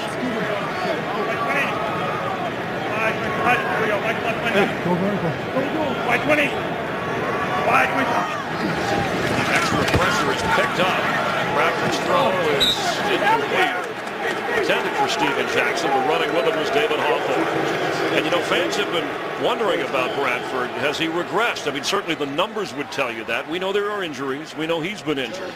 But he had such a terrific rookie season, getting them to 7 wins. Well, they were so much better in terms of their consistency on defense last year. There's no question about it. And let's also remember what Danny Amendola was for Sam Bradford as a security blanket. I mean, when in doubt, he would just throw it to Danny Amendola on that little pivot route inside. The Rams also lost rookie receiver Greg Salas, who had stepped into that role. Leon Washington right at the 35, and there's a flag down back at the 30.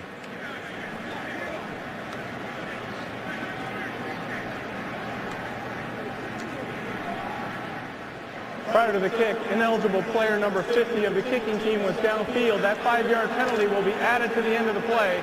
Timeout. It's Brian Keel. Yeah, the only ones that can release before the ball is kicked are the gunners on the outside. Everyone inside got to wait till it's kicked before they release.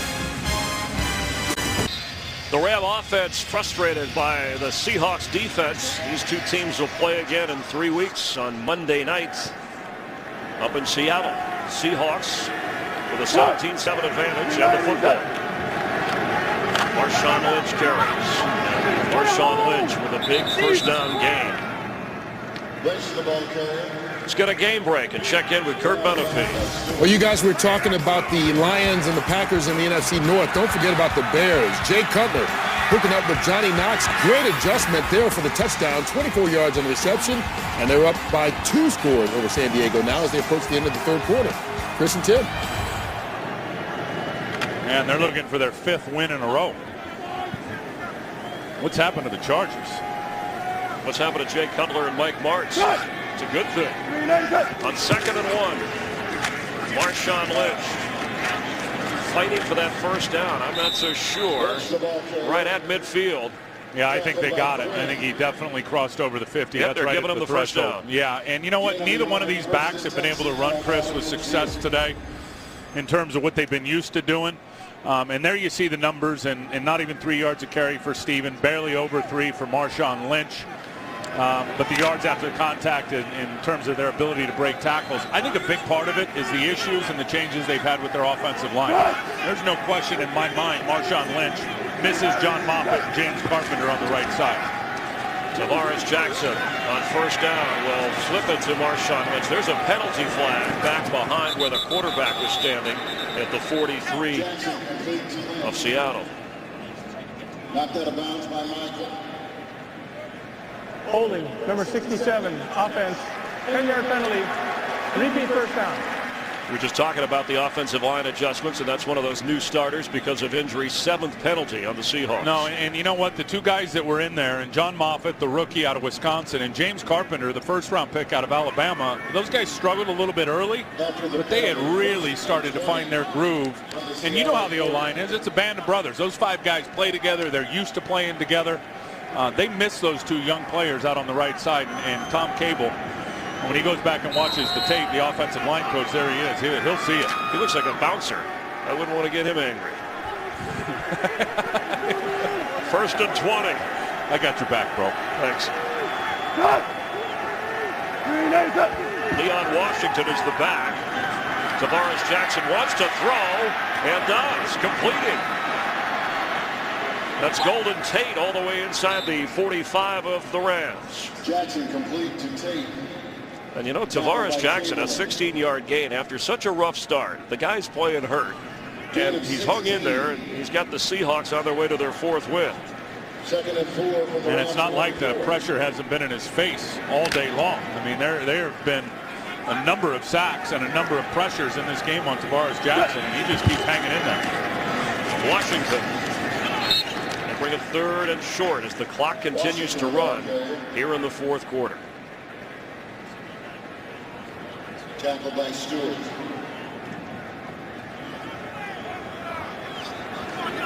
End of the yard, 3rd and 3 from the Rams 43.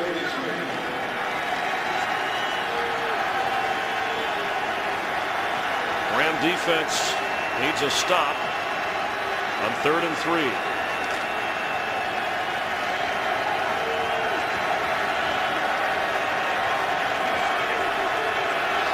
That's that guy right there. Doug Baldwin.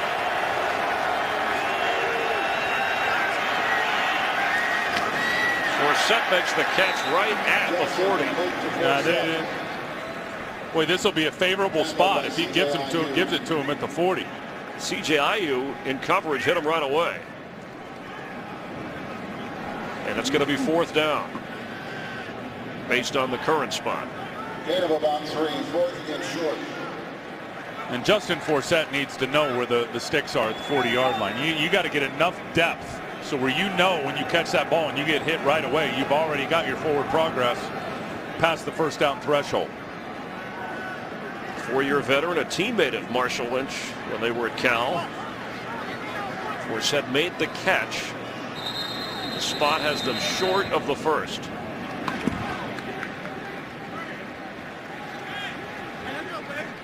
It looked like the Seahawks are going to take a delay of game penalty intentionally. Delay of game, offense, 5-yard penalty, 4th down. So now John Ryan's going to try and get in position to drop a punt inside the 10, and Austin Pettis is back to return for the Rams.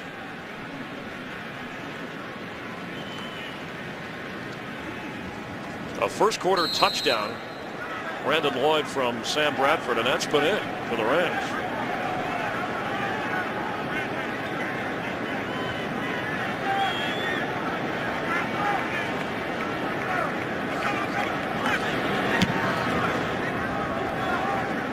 Fair catch called for right at the 9-yard line. That's where Sam Bradford and the Ram offense will take over. They need 2 scores. In the Dome in St. Louis, Tim Ryan, Chris Myers, and checking some of the early results. And look at the game Matthew Stafford had. They had to rally the Lions to beat Carolina. Of course, the Packers and Aaron Rodgers beat Josh Freeman and the Bucs. Cannot wait to see that game on Thanksgiving with those 2 quarterbacks going head to head. I want to see the feature on all the sons of our analysts, including Timmy Ryan, football playing son of Tim Ryan. Nice catch out across the 16-yard line. Brandon Lloyd making the grab. Now, we haven't seen, there were a few deep throws with Lloyd against Browner that didn't work, but we haven't seen Bradford really go downfield. Well, I tell you what Seattle's doing is they're leaving opportunities down the deep middle, and the Rams, because of their issues at tight end, have not been able to take advantage of it. They have not really challenged deep down the middle all game long. And he fell down, but looked like Lloyd made the catch near the first down marker. That was amazing. Well, he's amazing with his concentration on the football, whether he's falling down or twisting his body or leaping in the air. He just never, ever has a mix-up mentally in terms of losing concentration on the football. He's such a great athlete. You know, in high school, think about this. Brandon Lloyd, as a high school track athlete, high jump 7 feet 2 inches. He needs to jump for a first down here on 3rd and 1. He's got a nice cushion if he wants it. Bradford underneath to Steven Jackson. He does have the first down. We haven't seen Steven Jackson unleash that screen to fire his teammates up yet.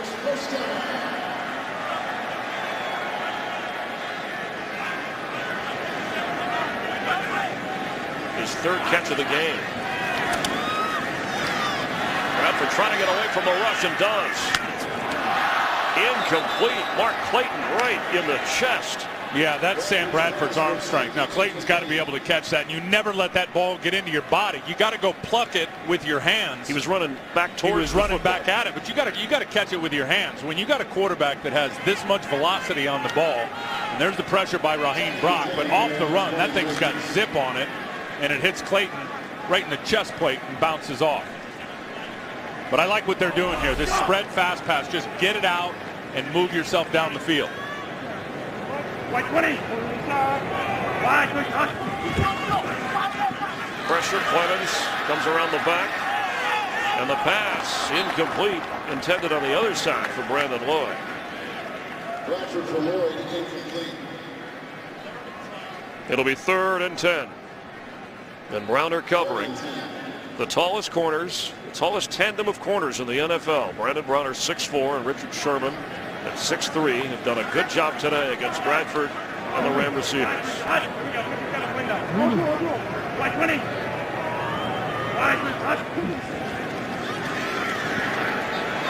There's a penalty flag down as Mark Clayton goes down with the football, short of the first down. Yeah, there's going to be a holding Illegal use call. of hands to the face. Number 70, offense. That penalty's declined. 4th down. That was on Kevin Hughes. It's the replacement left tackle. He came up from the practice squad. And yeah, just yesterday, I believe, right? That's how thin they are in offensive line. So Pete Carroll declines the penalty because the catch was short of the first down. And the Rams, nearing the 8-minute mark, are forced to punt again.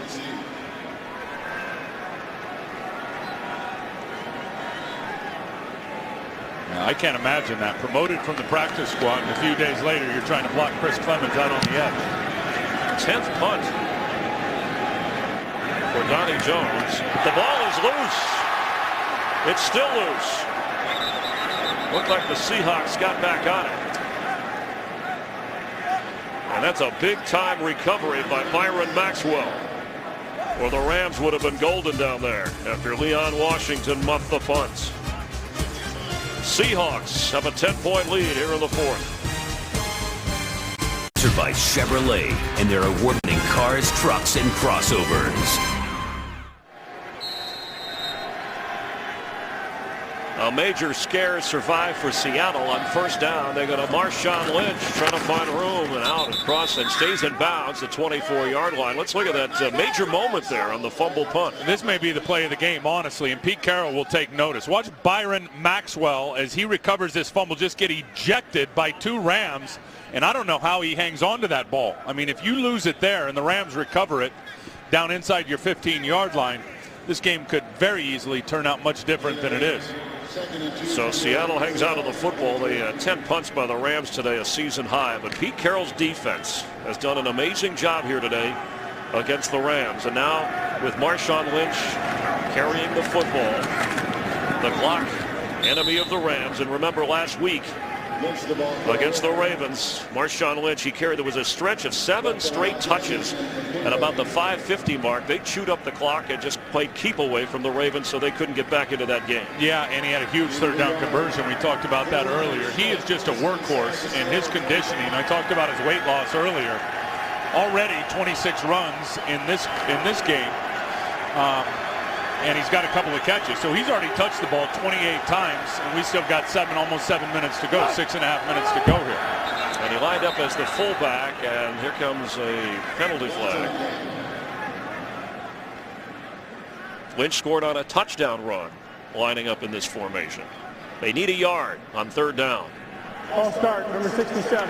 Offense, 5-yard penalty. Remains third down. It's another penalty on Paul McQuiston on Tom Cable's offensive line. And those are killers. I mean, penalties are always bad. Coaches get disappointed, but when they're on third down and on 3rd and 1, and now it becomes 3rd and 6, that's a headache for the offensive line coach. And he'll hear it from Pete Carroll. Seattle's 6 of 14 on third down today. They've had a lot of chances. Justin Forsett checks in. Rams want the stop. They're going to run the football. There's a penalty flag, and they won't even continue the play. Going to push him back 5 more, it looks like. They're at 9 penalties, the average. False start, number 72. Offense, he was going down while the ball was snapped. 5-yard penalty. Repeat third down. We always appreciate the clarification from our referee, Robert Gallery, the call. So now 10 penalties for 70 yards. 6:17 on the game clock, please. 6-1-7. So you go from 3rd and 1 to 3rd and 11. Yeah, and you're wanting to play keep away here in the 4th quarter and keep that offense and their ability to come back on the sideline. You're shooting yourself right in the foot. Can the Rams take advantage?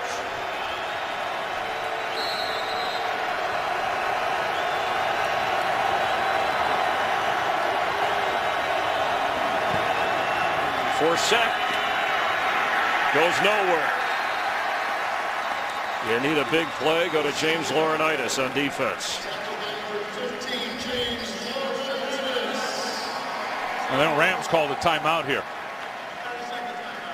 At 6:06 remaining here in the 4th quarter. They'll have 2 remaining.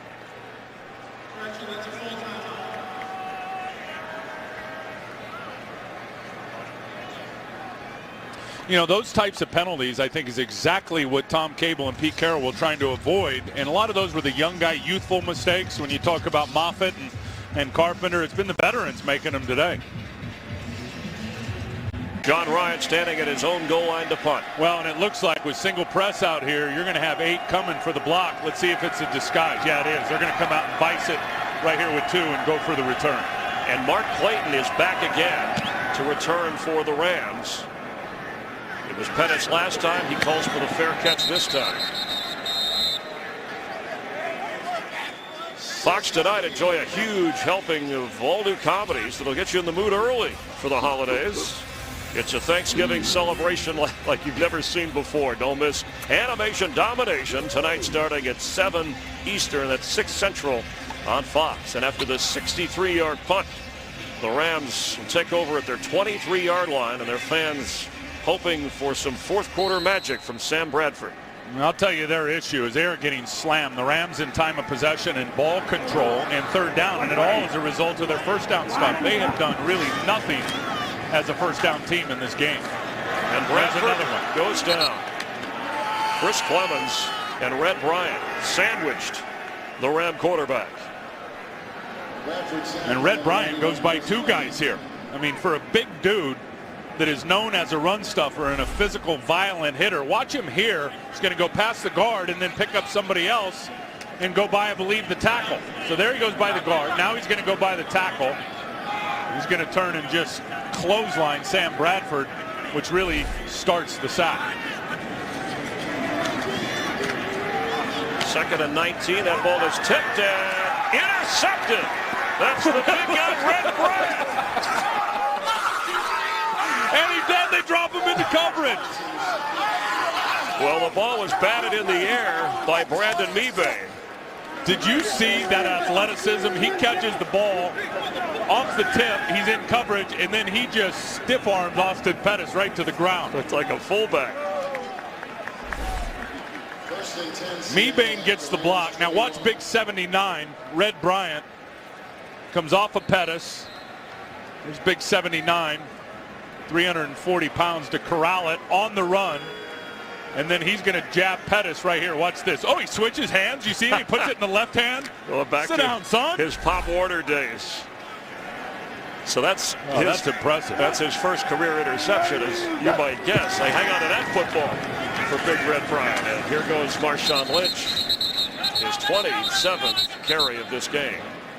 I can't tell you, if they end up winning this game, how much fun they're going to have in the film room tomorrow watching that play with the big fella. Well, and if the Seahawks, with this 10-point lead, get their 4th win of the year, a little break in the schedule coming up with Washington at home, Philadelphia at home on a Thursday night game, and the Rams come up to Seattle on a Monday night game. Now, where's the oxygen? Big boy needs a little oxygen now. Well, they worked hard today. That defense all the way around. You know what? You talk of their schedule in the 3-game home stretch. Really, the toughest road game, as you've alluded to, on paper, is at Chicago. This is definitely the relief part of their schedule. Leon Washington will lose some yardage. And we have a timeout. Rams will have 1 remaining. And there is that schedule. Yeah, here's the 3-game homestand right there.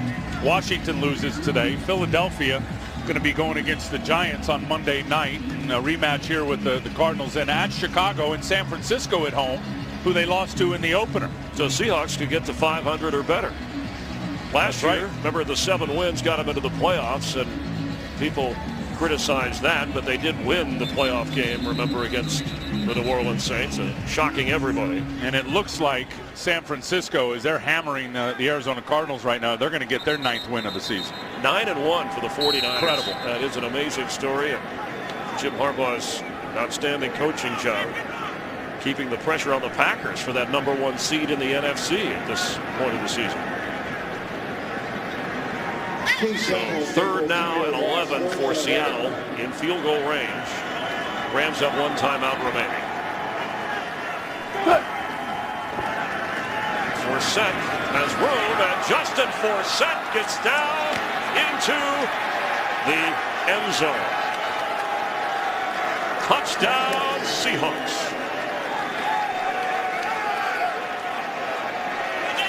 A 22-yard run. Every step of the way, there was a chance for him to go down, and he didn't. Well, I love the fact that you've been pounding the workhorse. Now watch it get a real nice, here's a slant here they get caught in. Real nice block by Zach Miller up in the hole. But what I like is that they've been running Marshawn Lynch, the big heavy power back. Right out of his shoe. And then they put in the light quick guy that does shake right out of his own shoe. Now there's really good blocking, but you got a defense that's been used to tackling the big plotter, the thick physical runner. And you wear him down a little bit, and here late you change it up, spread it out, and you give it to Forsett, and he uses those quicks. Marquise Johnson, the injured Ram player, slowly walking over to the Ram bench in frustration. So the last thing the Rams need is another injury to a cornerback. Especially the way things have gone today. Tell you what, though, Steve Spagnuolo and this coach and this staff and how these guys have played for them despite the injuries and the losses. There's really, in my opinion, something to be said for that. And I know this is a win-loss business, and we'll find out what happens here in the remaining 6 games. But, you know, continuity, if you're an owner, you certainly got to think about that and how hard guys are playing and take into consideration the injuries. Look, they're not an excuse, but they're a reason, I promise you, why this team has only won 2 games. Justin Forsett, his 22-yard touchdown run makes it 24-7. Seattle with 4:21 to go. We've been talking about the Thanksgiving Day game on Fox. A 1-hour pregame special at 11:30 Eastern. And then kickoff at 12:30 Eastern with the Packers and the Lions. The defending Super Bowl champs with Aaron Rodgers, the only undefeated team in the league. And the Lions on Turkey Day look like they're going to put on a good one with Matthew Stafford coming off a 5-touchdown performance.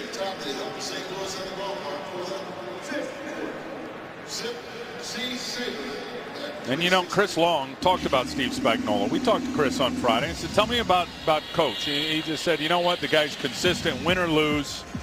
He's a grinder. He works hard. He's holding guys accountable. People may not know this, but Coach Spagnuolo spends the night at the facility a couple of nights a week. He's up at 4:15 every morning. He's trying to grind. He's trying to find answers. And in my opinion, Chris, you don't go from a defensive coordinator that wins the Super Bowl to a bad coach.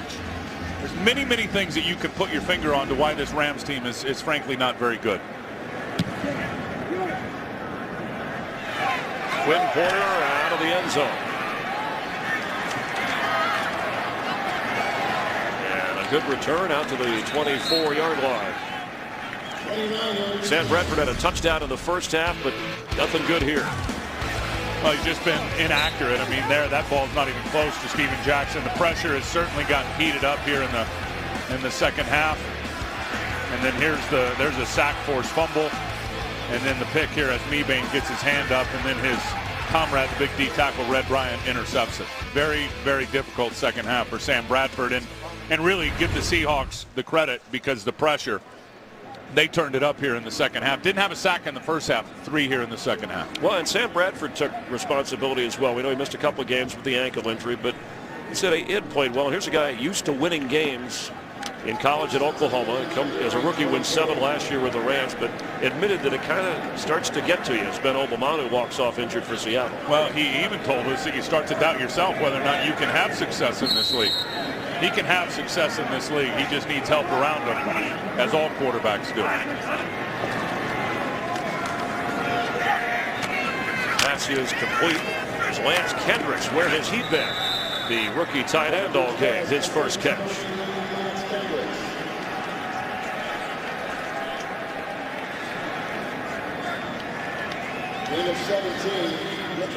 It started out good for the Rams. Quentin Michael had an interception. Chamberlain with a pick. Rams got a touchdown to lead 7-0. But all Seattle since.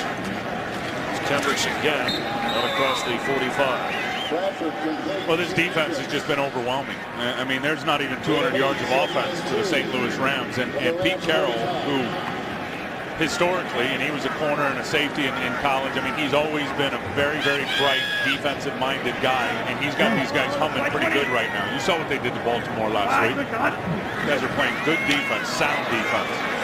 Snap botched by Bradford, and he goes down. Seattle will get another sack. That's 4 for them. The Rams have 4 in this game. Well, Pete's team was in a 0-2 hole in the turnover ratio. They even that up. But he said we have to win the turnover battle. We have to stop Steven Jackson. Of course, they make some big plays from Tavares Jackson. Catch is made and into Seattle territory is Brandon Lloyd.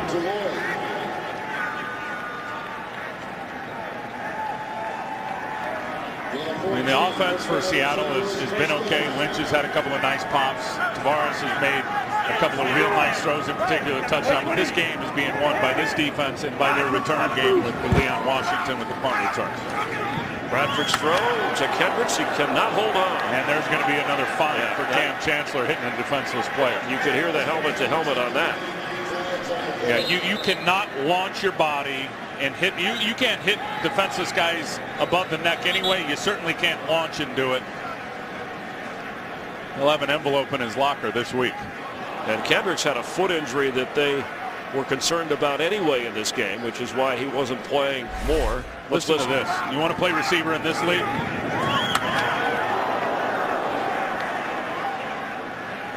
No, thank you. On the field, the pass is incomplete. Personal foul. Number 31, defense for illegal contact on a defenseless receiver. 15-yard penalty, automatic, first down. And Seattle fans remember last week with Anquan Bolden and the $20,000 fine on Chancellor, which came later in the week. And you know what? I know it's hard to play secondary, and I know it's hard to change up, and it all happens so fast. But if you're Cam Chancellor, I mean, half the time, these rules are also put in place to protect the guys that are doing the hitting. Yeah, I mean, how many times do we see those guys also end up on the turf and hurt? They're going to have to fix his helmet. So the bottom line is this, and I talked to Ronnie Lott a lot about this, one of the greatest hitters of all time, is these guys have got to lower their target area. Just like when the strike zone changed in baseball, the great hitters and the great pitchers knew how to place it. Well, some of these got to lower your target. Some of these defensive players, Tim, we talked to them, and they say, I'm not changing the way I play defense. That's in the air. And ruled a fumble on the field. Seahawks have it. And Steven Jackson makes the tackle on David Hawthorne, who came up with the loose football. Chris Clemens forcing the loose football. Chris Clemens has just exploded on Hughes, the replacement left tackle. He's got no chance on Clemens turning the corner. 5th sack of the game for the Seahawks. And watch Clemens here as he's going to run around the big left tackle.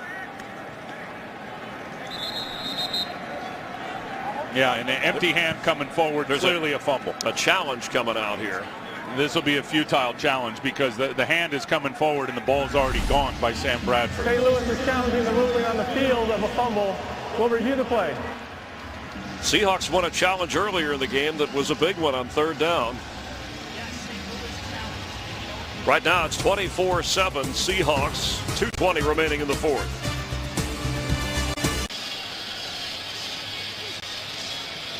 We're ready, Carl. After review, the ruling on the field is confirmed. The quarterback lost control of the ball before any forward motion of his arm. It is a fumble recovered by Seattle. 1st down.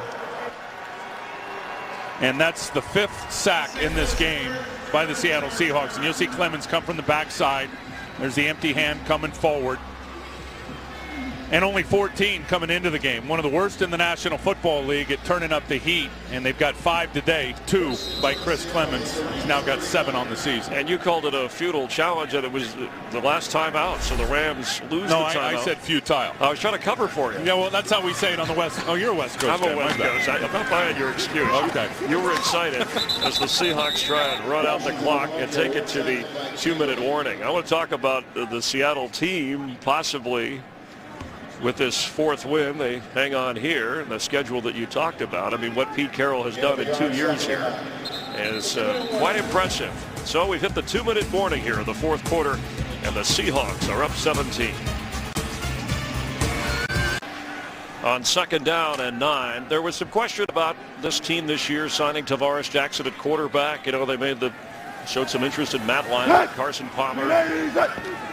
As Tavares Jackson gives again to Leon Washington. And there's a penalty flag as he goes out at the 30. Well, I think when you talk about Tavares, and he's got 11 interceptions this year. Now, give him a lot of credit. He's been able to rebound from those 2 bad plays early in this game. His first 2 throws were interceptions.